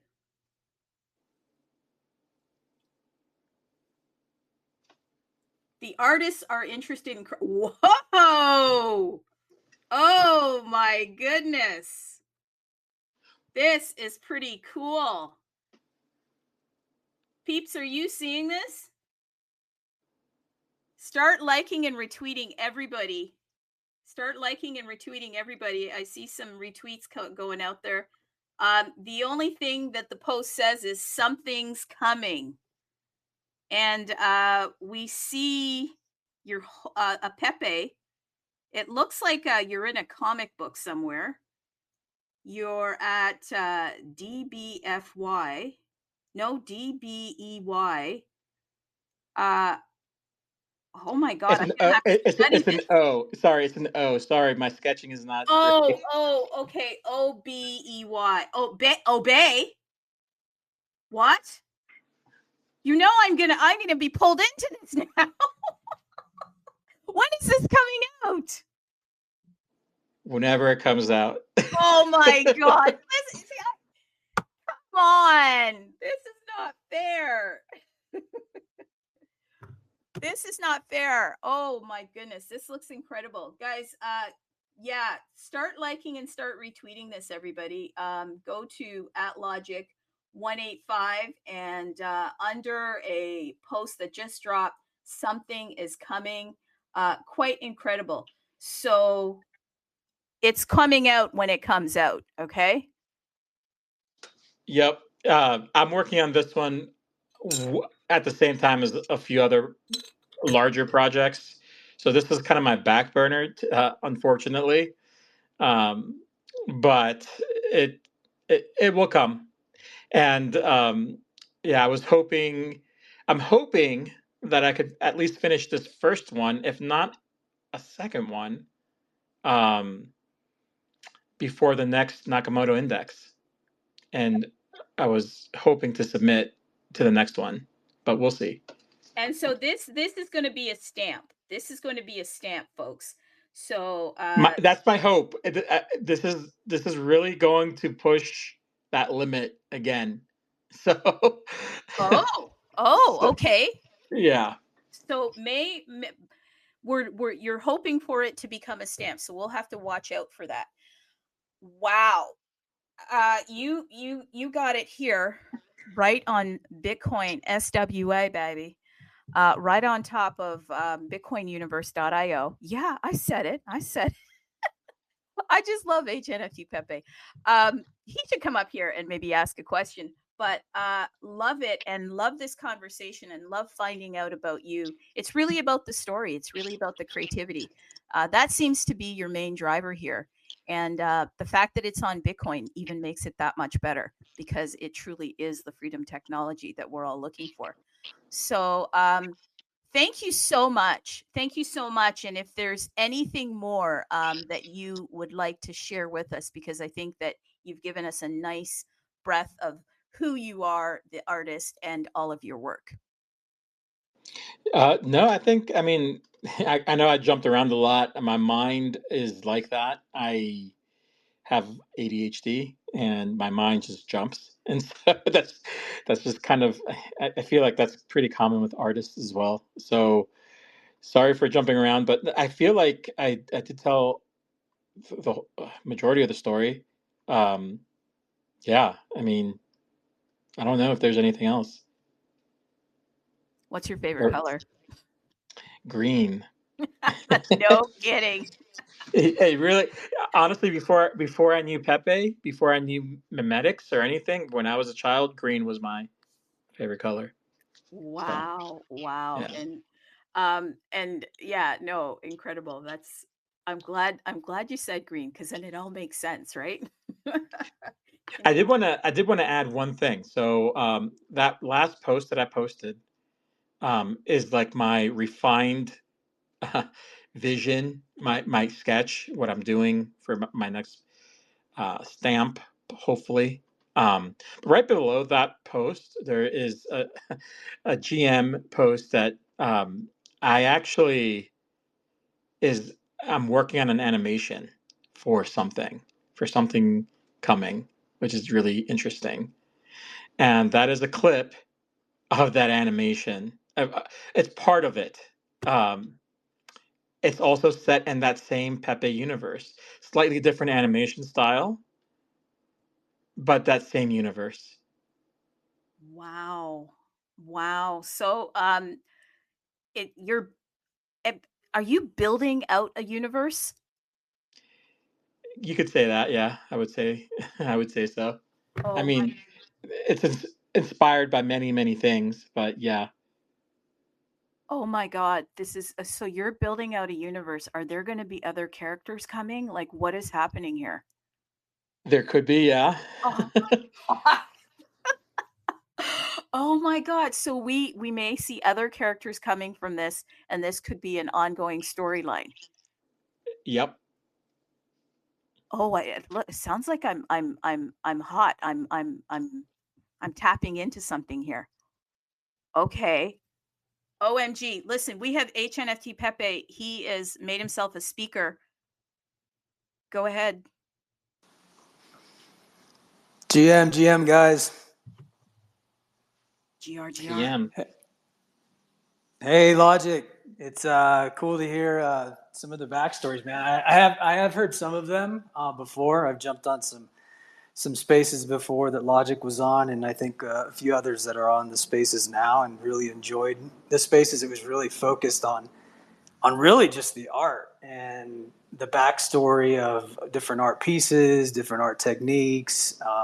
Just really focused on art in general, and not so much of the the gambling and the degen stuff and the scam things that kind of come along with crypto at times, which is unfortunate, but hey, it's a new emerging technology and you're always going to have that kind of stuff. I just wanted to just jump on really quick. And Trudy, you mentioned something about, why don't all artists come on and chill? And, everybody's story is different. Everybody's reasoning is different. I think for me, it's because I kind of fall into what I call kind of the gray area. And I think, there's the black, there's the white, and then most artists, in my opinion, are probably somewhere in the gray to some varying degree. Let's say the black, we'll call the black, hey, I make my living creating art. If I want to eat, if I want to have a roof over my head, I need to create art, and I'm going to sell it wherever there's a community and collectors willing to collect my art. On the other end of that, we'll call it the white. There's some artists that don't care to sell their art at all. Like there is either they won't sell it at all or they don't really care to sell it. There's nothing motivating them to do that. And that's just because I think humans in general all need an artistic outlet, whether that's music or painting, whatever the case may be. I think every human needs some sort of artistic outlet, and that's just the form that they do it in is digital art. Maybe they don't really want to sell their art or they don't care to sell their art. For me, I'm kind of in the gray.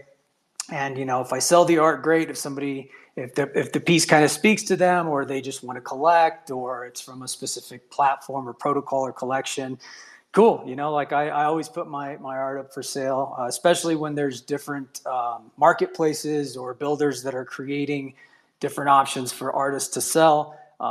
Just like Universe, the second you guys started listing stamp art, like I listed a lot, as much as I could, I guess, until I got tired of listing that between the 2 or 3 days that I listed some art. And that's mainly because like I wanted to support the builders that this team that's building on Bitcoin and supporting artists because they do other things. They do, the shit coins and they do other things, but they support the art. And I think that's cool. And I want to support them because they're building for artists to not only get them more exposure, but to get digital art in general more exposure. So anytime that there's a new marketplace, I try to list as quickly as possible. That way people, artists and collectors and anyone in Web3 sees like, oh, cool. Like this new marketplace is getting more art listed. It's getting use.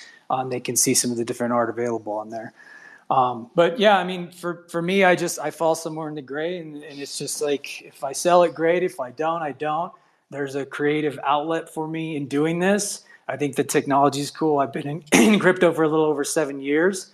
And I've only been around for a few years kind of playing with the digital art side of things.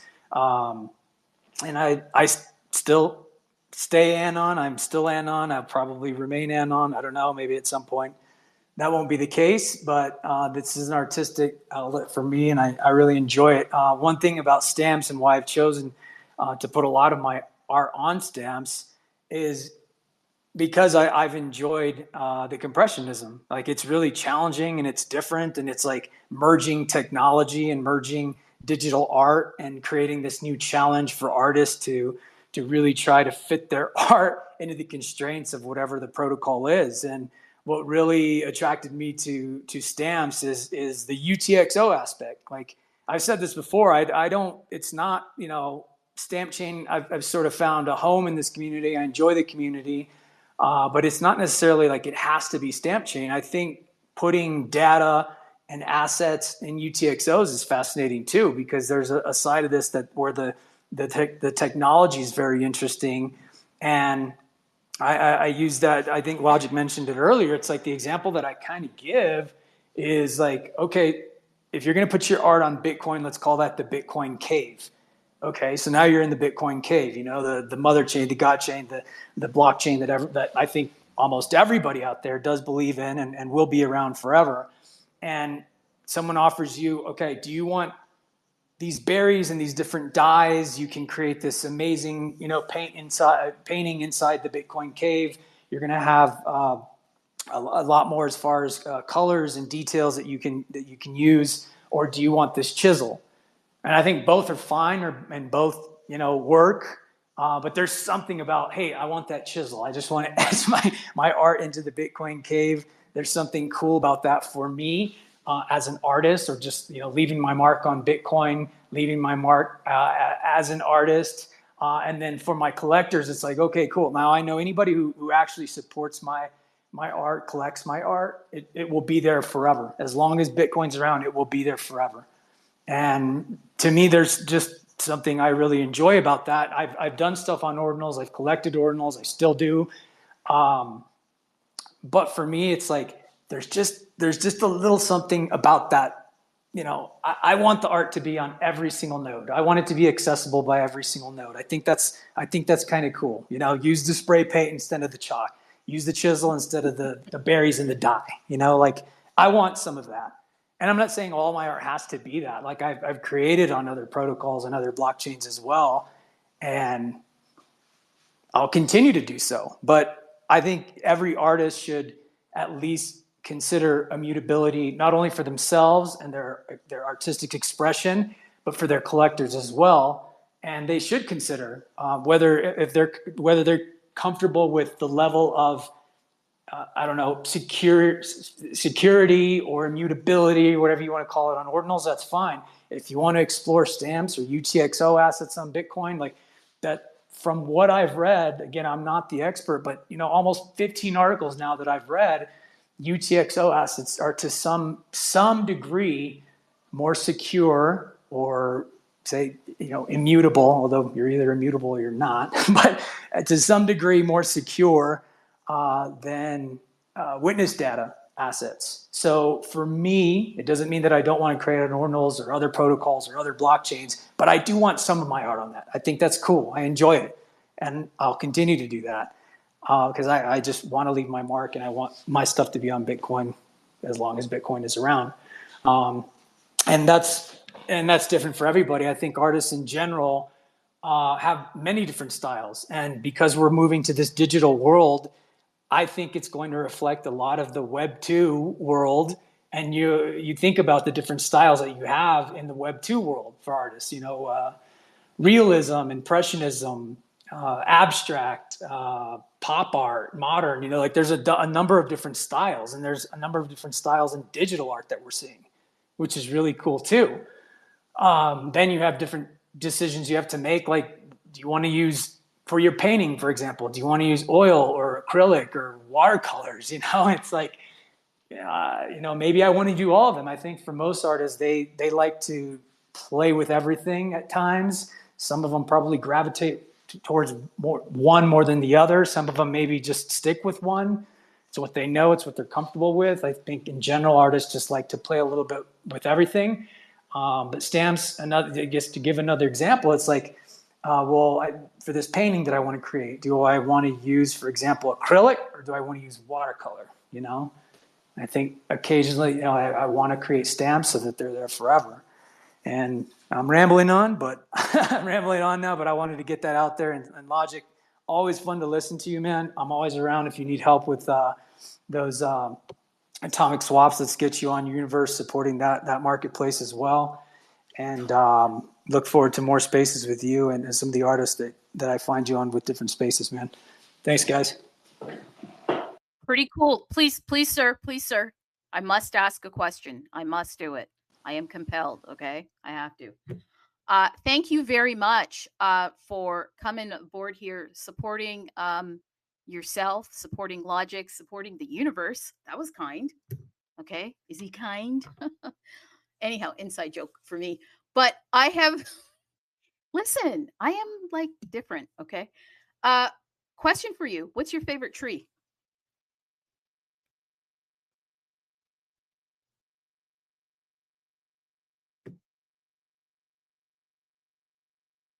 Who are you asking?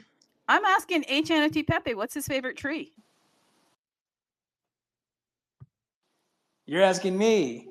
Are you saying you're saying favorite tree? Yeah. I don't know. I've always loved the beach, and I've been to so many different beaches and even lived on the beach. It's probably a palm tree. It's just for what it signifies for me. The palm tree, eh? Okay, cool. What? Okay, one more question. Why the palm tree? Why specifically the palm tree? Because I've been to several beaches, I mean, throughout the world, and I've lived on the beach, and I think I'll end up on a beach at some point. And that's probably where I'll want to retire and die, is somewhere on a beach. That's my favorite. I love cities. I love traveling to different countries and whatnot, but I think the beach in general is my favorite. So when I see palm trees, it's like, that's it. This is eventually the place where I'll end up, and this is where I feel most at home. Peeps, you've just learned something about HNFT Pepe. You've just learned something about him. He's just given us a window into who he is. Absolutely, he has. I can wring it out of everybody, okay? I can wring it out of everybody. Hey, we have the Bitcoin Ape here. I'm sure he's got a question. Please, sir, go ahead. Yo, GM. Hello, everyone. Yeah, I need to say hello to Logik, TrudeeArt and HPP, everyone in the space here. And, saying Logik is doing very great art on Bitcoin. Of course, a forever art on Bitcoin. Very great for what he's doing, and I'm not an artist, but like mostly a collector, art collector, digital collector, mostly of stamps as well. So, and also collector of his art. So very good what you are doing, Logik. And, we are waiting maybe your next stamp. I don't know if it will be a stamp, what you are, posting on X. Yeah, really appreciate it. No, yeah, I'm going to try to make it a stamp. I think I can, just based off of just like preliminary calculations of like what regions are going to work, and hopefully it will be a stamp. Hopefully Bitcoin doesn't pump right now and just stays where it's at, just relaxed. Oh, cool, very cool. So waiting your next, stamp, very exciting to see what, how is, you're gonna, color this next stamp. And I love, the last one that you do, the freedom, stamp, the Pepe freedom. Really love it, It's like, showing the ethos of Bitcoin. Everybody for sure is looking for a kind of freedom. So, and art is kind of freedom for me as well. Like to see, watching, and seeing some art is like relaxing for me. So, yeah, very exciting to see your next stamp, Logik, and hope to see you again. And very great space, enjoying to listen to you and to the art, and very great space, by the way. Thank you, man. I really appreciate it. Bitcoin 8, before you go, because I see him up here and he probably wants to ask a question. I have a question for you. May I ask that question? Please. What is your favorite flower? My favorite flavors is the roses, of course, Why? Yeah, I think, it's great.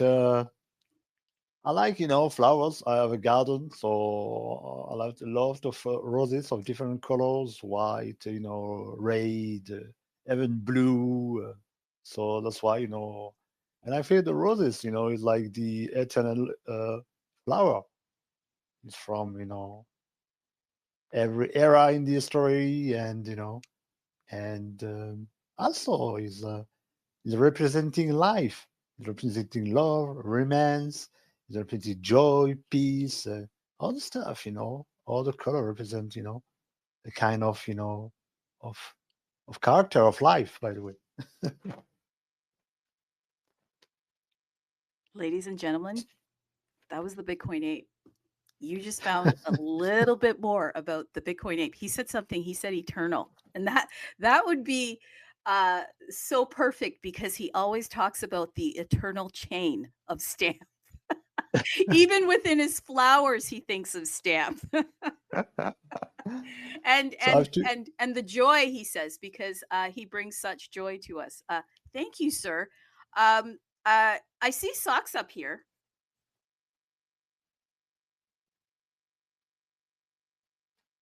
Maybe that isn't socks.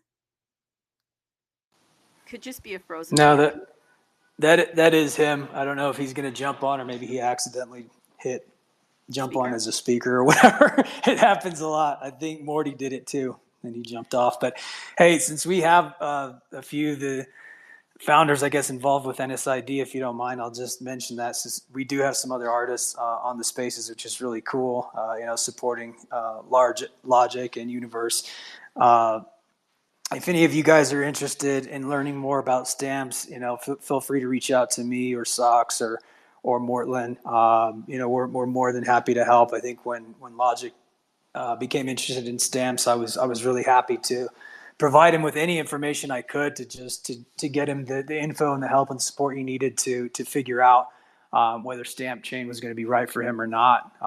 So any artists that are on here, I think Longshot, you do some pixel stuff, right? And that would be really cool and perfect for stamp chain or UTX art in general, because obviously there's a lot of constraints and it can be really challenging. But if you guys are interested, you've definitely got individuals that have been around for almost the 2 years that Stamp Chain has been around, and we're always happy to help. A lot of us come from the counterparty scene, but bringing on new artists, especially like Logic is really cool, because Logic, I think at least from what I know about you, you're probably somewhere in that gray area too, where you love the art. It's a form of you being able to just express yourself.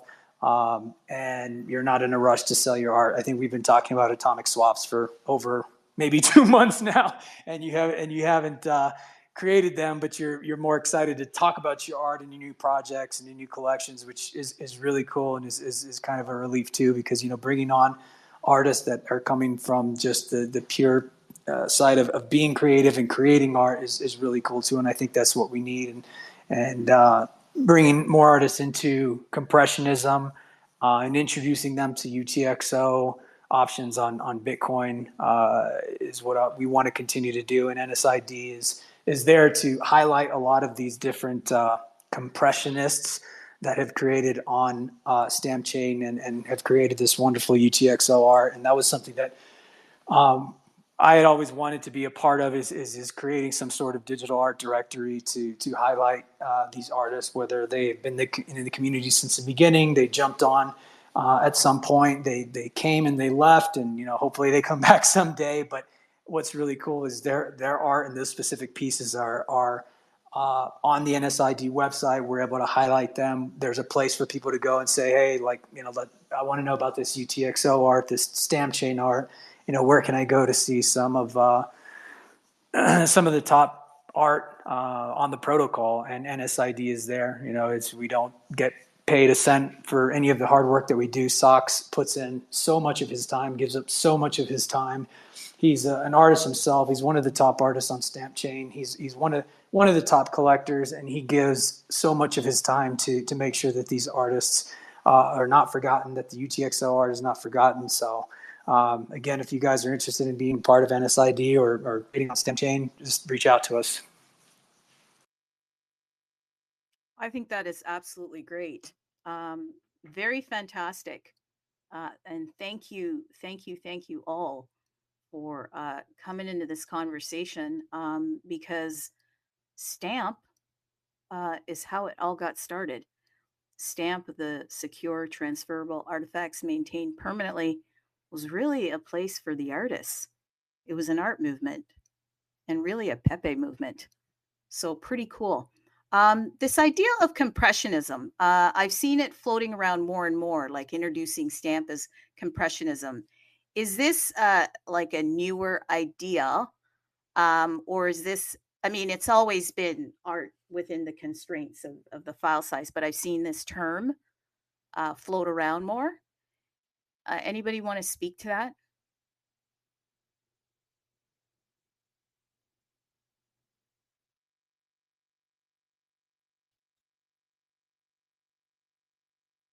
Perhaps. Go ahead. The only thing I can say is I think Bitcoin and digital art kind of forced Compressionism to some degree. Doesn't mean that it wasn't done before in the physical world. I think minimalism is probably the best way to compare, compressionism for digital art to the, Web 2 or physical world. And for me, it's just, I guess when I discovered it was more about the challenge of trying to fit the art and the story that you're trying to tell into those constraints. And when Stamp Chain was originally created, it was only 7 KB max file size. So my first SVG collection is between 3 KB and 7 KB. And to get to that point, it took me a couple months to even learn and create my the first piece that I stamped on Stamp Chain, because it took me a while to learn and understand SVGs and vector art in general. I played with Adobe, and it did take a while. And some other artists tried playing with it, and they did not enjoy it. I think Logic, it took you a while to kind of get the hang of it as well. But once you're there, and once you're Compressionism, it's almost addicting, because okay, I know I have to work within these constraints, whether it's the 7 KB when Stamp Chain originally was created, now it's 65 KB, which is significantly more, and it allows for example, Logic to create the very detailed and I say high file size, even though 65 KB is nothing. It allows him to create some of the amazing pieces that he creates. That I think all of his pieces have been voted into NSID, which is a group of I think we have close to 20 scientists or curators, and every single index we have usually minimum that I think the lowest I've seen is between 7 and 8 voters or curators, and we've seen as high as almost 20 voters in all of the 5 indexes that we've put out so far. But yeah, I mean, compressionism is I don't think it's anything new. I think it's sort of like from the physical world, from Web 2, whatever you want to call it. Maybe it's similar to like minimalism, but it's, in the digital world now, and it's presenting new challenges for artists. And like I said, I went through a ton of different styles in the physical world. And I don't think every style is for every artist, but I think most artists like to play around, and they find, different styles that they sort of gravitate to. And, anyone that hasn't tried, compressionism, whether it's on ordinals or because there's obviously higher file size on that, or it's on Stamp Chain because you want it in UTXOs, you want that unprunability, you want that extra level of security. I think go for it. I think it's a fun challenge, and I think it's something you'll enjoy. And if nothing else, it's just dabbling with some different creative outlets out there within the digital world. I think someone just jumped on. Amazing. Oh yes, okay, we've got DTech, cyber team leader, engineer, developer. Please unmute yourself. Logic had shouted you out. Creator of OXBE. How are you doing? Thank you so much for having me up. It's DTech, by the way. DTech. Oh, yes, absolutely. Thank you. Yeah, hey, no problem at all. Actually, Logic had messaged me. He had let all of us know that he was doing this space. So it was really, really cool to get on here. I'm kind of juggling between, work and all of that stuff. But I heard the first good hour, right, of the space with Logic's interview. And, I've known Logic for, quite some time. And I just want to say it was really awesome to just kick back and hear him talk about it. Logic, dude, it was just cool to kick back and hear you talk about like the expertise that you're learning, like with SRC20, with everything that you've been doing with stamps. So like an HNFT, really great to hear you on the microphone. I don't think I'd actually ever, got to speak to you, or we did, and it's been a long time. Also, host, thanks for inviting me to speak. So I just wanted to say it's a really great space. It's an amazing journey to sit here and watch like Logic go through this artistic journey, this technical journey that he's on. you know, we got a great community. We got a great, you know, supporters around us. Like, you know, Longshot, very supportive of us. HNFT's been very supportive, and even the guys that, you know, came to the space here to show up and support Logic and hang out and learn here, like Hex and Ragnar. You know, it's really awesome. We've all been hanging out together a long time in this Web3 journey, and that's across art, across memes, across technology, with us going very, very heavy into it on all kinds of different fronts. And so this is just really, really great. And, you know, Logic just asked me, you know, to like come up here too. And, you know, I was like, dude, I'll come up here and talk about our journey, you know? Very nice to meet you. What was your name? Do you go by Bitcoin SWA? Oh, that would be me, myself. Or Yeah. are you speaking to me? Oh, okay. My name is actually I'm not from here. I'm from another planet, but when I do come here, I am the host for the spaces. My name is TrudeeArt, and I am here because I absolutely love Bitcoin, found out about stamps, and love the artists, and love Logic. I was very taken by his freedom work, the Freedom Pepe, and I have the receipts. By the way, I have the receipts. I was in a space with the Bitcoin Ape, and Logic wasn't even here. He didn't even know, but we talked about that work, and I just thought it was so beautiful because it's the Pepe, you know, unshackling himself, moving towards the Bitcoin sun. And I loved the whole story behind it because I hadn't really seen that idea of there being like a story being told behind the pieces. And so we got into that, the whole kind of story, because I think he was chosen for the NSI index. And so I have loved his work.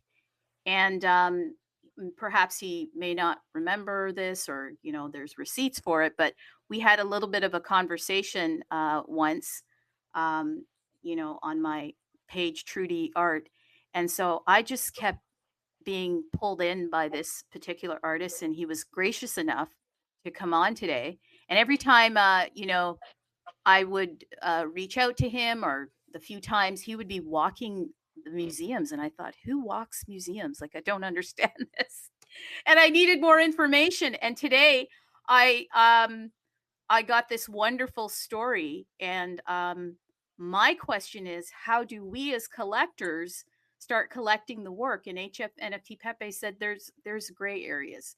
There's artists that just do it for the love of it. But for us, the people that want to capture those stories because they're valuable to us. Like, I'm in the story now. I want to be in the story. So hopefully you can understand some of what I said. And I host these spaces for the Bitcoin universe. And what is the Bitcoin universe? It is the everything Bitcoin. It's trying to bring everything, all the protocols, into one place where, you know, we as the holders of Bitcoin, no matter what protocol, we can have a wallet that holds all of the wonderful stuff that we want. They're actually supporting Stamp, and I do want to say thank you to HNFT Pepe for just giving them a shout out, because if there aren't builders in the space that are going to support some of these support networks that allow the artists to get their work out of there, then that's it becomes harder for us, the collectors. So I've shared way too much there. And it was probably a lot of googly glub, but thank you for asking. I'm TrudeeArt. TrudeeArt. Yes. TrudeeArt or TrudeeArt? TrudeeArt. And actually, TrudeeArt. You can call me Marie. All right, Marie. Yeah. I'm DTech.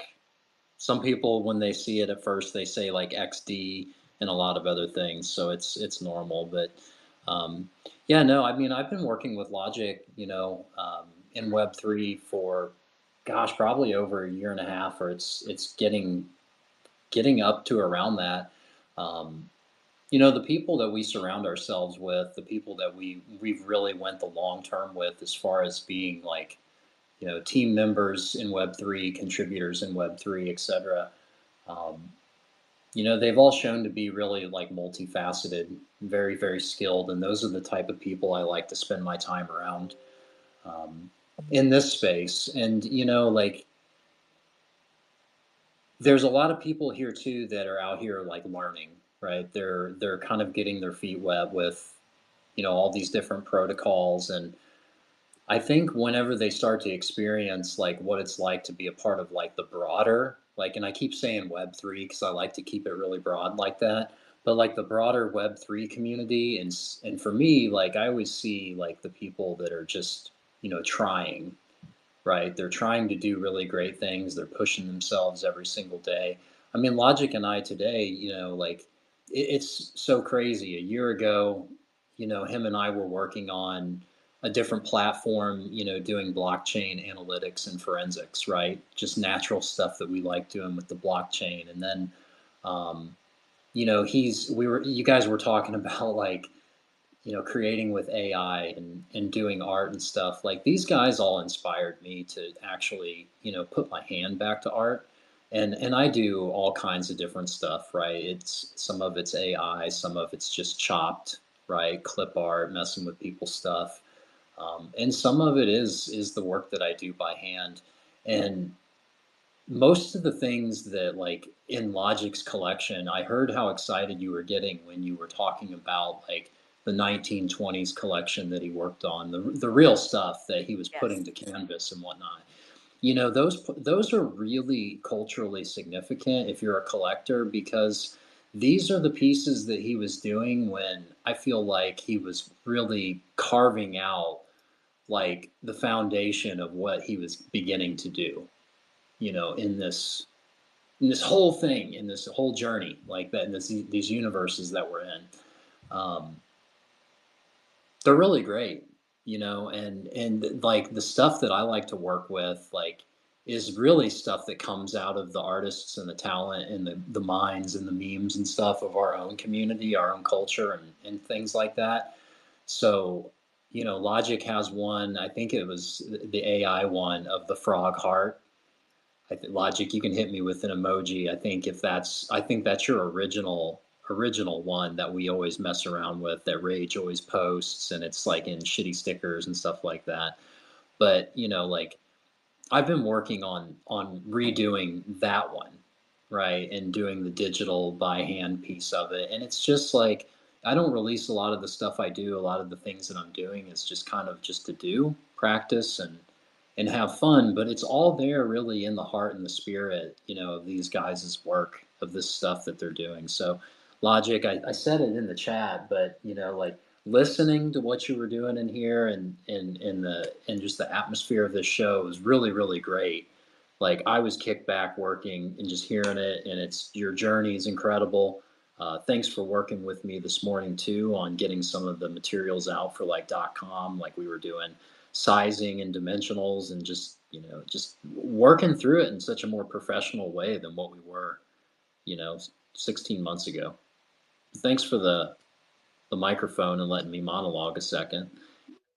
Happy to take any questions. Well, there's layers of conversations going on here. You're in worlds that some of us are not in, and those that are in your world completely understand what is being said. And I'm coming in and out of those worlds, so there's so much happening all at once. Okay, I don't know if anybody gets that, but there truly is so much happening all at once. So let me maybe ask a question so that I can at least understand here. So can you tell me a little bit about then? So you're also an artist, and I wouldn't say like in the traditional sense an artist. No, I really am kind of humble about things because I see people with more talent around me, and I like to give that attribution to them. But I do like art a lot, and I do make my own stuff. and so you guys are a community of artists, because the art community is so supportive of each other. They're very, it's a very tight knit, supportive group, and very mostly interested in the story itself and telling the story. And so my world, as I'm looking in, because I look at artists and I love artists, I'm just trying to figure out then how do I, as the collector, participate? Because, like I said, HNFT Pepe was saying that there's just some artists that just they do art just because they love it, and it's like almost like their own private collection. Is that correct? I mean, I think that's up to almost every individual contributor, right? How they feel about it. You know, some people I think do things because they have to, right? Like, you know, there might be professional artists out there that are working and that's what they're really good at and that's what they can do and they can make money at it. And that, you know, like, and it's just what it is. You know, there's some people that probably just like to draw pictures and they sit them down on their desk, right? Or they just doodle at school or something. And they're not really interested in showing other people. Maybe they're just satisfying their mind or their desire to just, you know, make something. Because it's therapy too. Yeah. Because it's therapy too. So that's why there's multiple conversations going on here, and there's so many ways and entries into the art conversation, because art can be therapeutic, art can be just for appreciating the beauty of it, and then it can be serious business. Talk to Christie's; they take it quite seriously. But then it can be an entry into things you love, like Bitcoin. Like, how did Bitcoin get introduced to art? Like, what's that about? I thought it was just peer to peer and all of that. And now we find out what you can create art on this. Like, what's going on here? So there's so many conversations there. To me, in my brain computer, there's just layers and layers and layers. And I get tingly and excited. Yeah, there's so many different directions that we can go in this. But I do want to say, I want to thank Logic so much, because I was appreciative of his art, very thankful that he came into stamps specifically. I personally am hoping that we can see more of his work, and we as the collectors can get to collect his work. And on behalf of the universe, I'd love to see some of his work, having, you know, access to some of his work through there. And I am so interested in this next project that he is about to do. Because he is definitely a storyteller. I can tell you that. Anybody that starts from the 1920s era is a storyteller. I absolutely love that area too, because it connects so much to today, believe it or not. Okay, believe it or not, people, go and check it out. It connects a lot to today. So if I haven't said this, I want to thank Logic so much for taking his time and his energy and being a storyteller, because I really didn't need to ask any questions. He just kind of walked us through a story. I was literally falling into the story. I literally was. I was like, there's no room for a question here. He's answering them. So that's beautiful, sir. That is absolutely beautiful. And watch The Fall, by the way. Logic said, watch The Fall. This is a serious movie, okay? By the way, it takes place in Los Angeles Hospital in the 1920s. These are quotes now. The story centers on an injured stuntman named Roy as he narrates an epic story. See? Logic is a storyteller. Logic is a storyteller. And I think that's why he wants us to watch this. So I'm absolutely going to watch this. It's streaming, by the way, people. Go check it out. And I think that even in watching this, I'll get more of the Logic story. Logic, I do have one question for you before we wrap it up and ask anybody else if they want to come up here. Why Logic? I mean, I love Logic, but why Logic?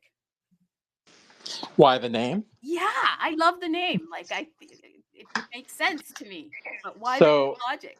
it's funny because, you know, when I make decisions, I'm very logical and I think through things quite a bit and sometimes maybe too much. And so, um, you know, I tried to, come up with option A, B, C, D, E, and see, you know, what is the most efficient always. And that's my engineering side of things. That's how my engineering brain works. And so I'm very logical. I'm very logical with my decision making. and so I just went with that.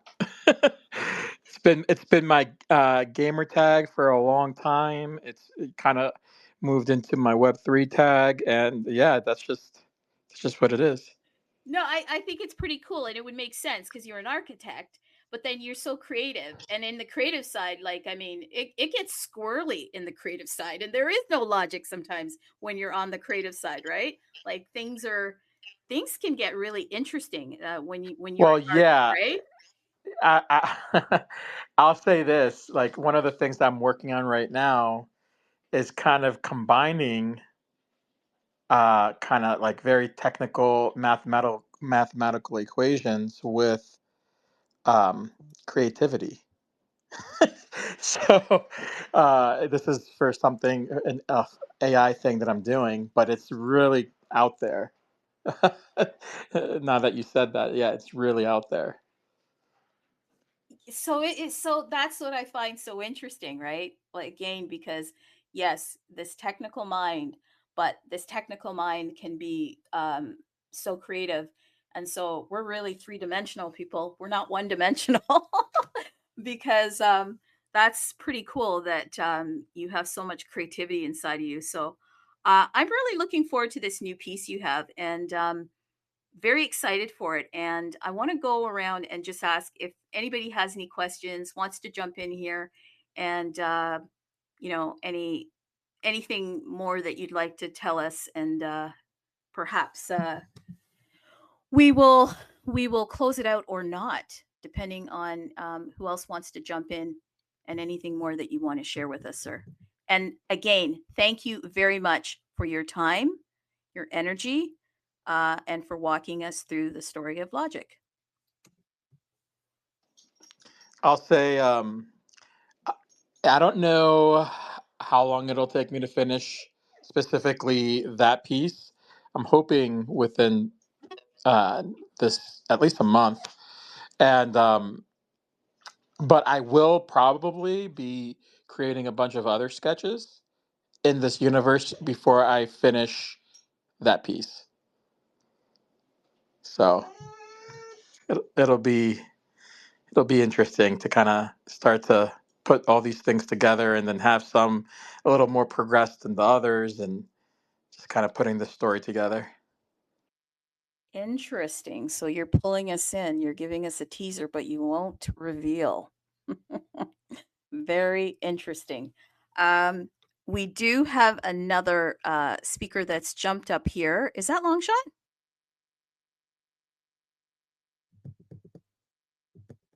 Are you coming aboard, sir? Hey guys, what's going on? Thanks for bringing me up. I'm here at work, so I can't talk for too long. My boss is maybe like 5 feet away from me. But fantastic interview. Love to hear all the stuff, Logic. You're my boy. If you're not following y'all Logic in here, I would highly suggest it. Some very interesting Pepe work, and then just the Pepe community in general. Love you guys. But yeah, Bitcoin Universe, amazing interview today. All because of logic, by the way. Notice a theme. Silence. Yes, silence works, people. Sometimes you have to let people talk. Because literally when you have somebody that is a storyteller, you need to step back and let them tell the story. I'm only here to pull the words out of the people. So I'm here to be weird. I'm here to ask weird questions, like, what's your favorite flower? Okay. Like, what's your favorite tree? Yes. What is your favorite tree? Absolutely. But and it's not a but, and with logic, very, very cool that we like, didn't you feel, because this is how I felt. I'm just gonna tell, I felt like I was walking through a story. Like, I literally started in the 1920s, and then I ended up in these sketches, and I was in the sketches because I had the page open, right? And I was going through the sketches, and then he pulled me into Bitcoin, and then he started telling me about the Bitcoin, and then he plunged me, like, he went quickly, rapidly through the Pepe worlds, the all the Pepe stuff, because there was a lot of folks here that have that backstory. And then we got into animation, and we got into AI, which is very big, right, for logic. And I loved the fact that for me, there was some clarity today that AI is a lot more technical than a lot of us believe. It's like saying, you know, here's a pencil. Oh, the pencil did the work. No, the hand that holds the pencil did the work. So the hand that is putting the data points into the AI, that's the hand that's doing the work and creating the story. So thank you for that. That helped me. And just the process of how you go about creating your art, and the fact that there's inspiration that you take from whether it's a painting in a gallery, whether it's a movie that you took in, whether it's something that you're seeing out in the real world and making a story. And now this new story that you're creating, which I'm going to go study that. Actually, I'm going to go study that Obey. Very, very cool. Very, very cool. And so if anybody else has a question, thought that they'd like to share, then please come up here and ask and share. And if not, we will close out this space as we started at 10 a.m. Pacific, and it is now about 12:30 Pacific time.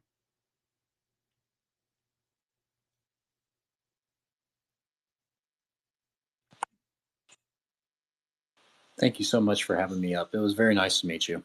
Thanks, Logic. Appreciate the invitation.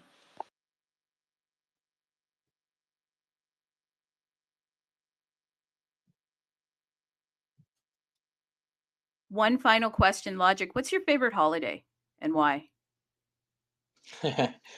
Halloween. Why? Because I like to dress up. Creative, creating costumes and stuff is fun. Storyteller again. Yeah. My God, that's pretty amazing. Pretty amazing. Okay, peeps. Anybody else want to get up here, or we're gonna close this out today, and I will do some show notes here, people. For the universe, I'm gonna do a little bit of plugging for the universe, because we want to absolutely have you come back supporting the Stamp Network, and share with you a little bit about how Stamp is Bitcoin Universe is going to support Stamp. And I think it's important that we look at how we can let it be just a nice recycling of energy. You support me, I support you, as long as it's constructive. If it's not constructive, I'm out. Okay. I'm not here for nonsense. Okay. Yeah. I said it. Okay. I'm different. Okay. So anyone else, or I will go ahead and do that. Okay. Because by the way, this goes on the YouTube. Yeah. So if you want to share this with a friend, if they don't know Logic's story, it's going to end up on the YouTube, people. I'm sorry. That's what happens. And so this was brought to you today by Bitcoin Universe. They, in fact, are supporting the Stamp Network. They started in the fall, and they have a marketplace for stamp art. So we're hoping to see Logic's art, but if you want some of his art, please go to logik.art, okay? Because you're going to get a beautiful walkthrough of everything. If you go to logik, logik.art, please go there and check it out. Then you'll be able to get a connection to where he currently has his art. And like I said, we're hoping that he will come over to bitcoinuniverse.io. I can tell you right now. Yeah, right now. I'm going to go there. That's what I'm doing. Oh, honestly, people, sometimes, I'm tiring. I get tired of myself sometimes. But then there are days where I'm like, you know what? I kind of like me. Why not? Nobody else does. Just kidding. People do like me. The ones that like me, okay? Whatever. Let's move on. You do have to be a little bit wacky. You can't just be just like everybody else. Okay. It's going to be tiring to be like everybody else. So I am here at bitcoinuniverse.io. Yes, I am. And I headed over here to trade. And then once you hit trade, hit stamp. And once you hit stamp, what you're going to see is a beautiful marketplace of stamp art. That is correct. You can actually come here and take a look at some of the artists. Some have uploaded their work, and let's be honest here, people, we'd like to support the artists directly. So if artists can actually upload their work here, then we'll be supporting them directly. And some of these are secondhand sales, obviously, okay? But here is here's the thing. If you believe in stamp, if you believe in secure, transferable artifacts maintained permanently on the Bitcoin blockchain, and if you believe that art will continue to grow on the Bitcoin blockchain as I do, then you can take a look at some of the works that are uploaded on here and decide what your flavor is, decide what your style is, and then you can pick up those stamps. By the way, we're about to head to 1 million stamps. Yeah, we're about to get to 1 million stamps. That is pretty cool. That dude, Mike in Space, the one that created all of the stamp stuff, he's been putting out some posts out there, I see. So that's going to be pretty big celebration. And I believe that he and some of the other folks in the Stamp Nation are also headed to an NFT conference in Portugal. Yeah, it's an NFT conference in Portugal, and that's going to happen in June. We will give you more information on that. Yes, okay. Is that in Lisbon? I should know that. I act like I don't know stuff. It's so annoying. Okay, yeah, here we go. NFT Summit, Lisbon, June 4th to 6th, 2025. And I may or may not be there, okay? I may or may not be there. That's not a reason for you to get a ticket, but I may covertly just come there, and you may not even know I'm there. I may be in there in the audience, but pretty cool that there will be an NFT Summit. Stamp is going to be there in a big way. I think they're planning to have a little bit of a presence there, so look out for that. And continue. Yeah, okay, you're all laughing. I left and I came back and you're all laughing. Continue to support stamps, support the artists. And you know, one thing you can do is follow one another. Yeah, follow one another. That's right, because that's how you're going to stay connected with the community and continue to come back here to Bitcoin Universe. Please support us. What am I want to? Please support the Bitcoin Universe. And yeah, I'm the space host for now. Okay. So please come to Bitcoin Universe, go to trade, check out stamp, pick up a stamp today, and share it with the community and let them know that you can actually pick up stamps with the Bitcoin Universe. Thank you so much, everybody. Please come out again. And thank you very much to Logic. I cannot say that enough. Have yourselves a great day. Namaste.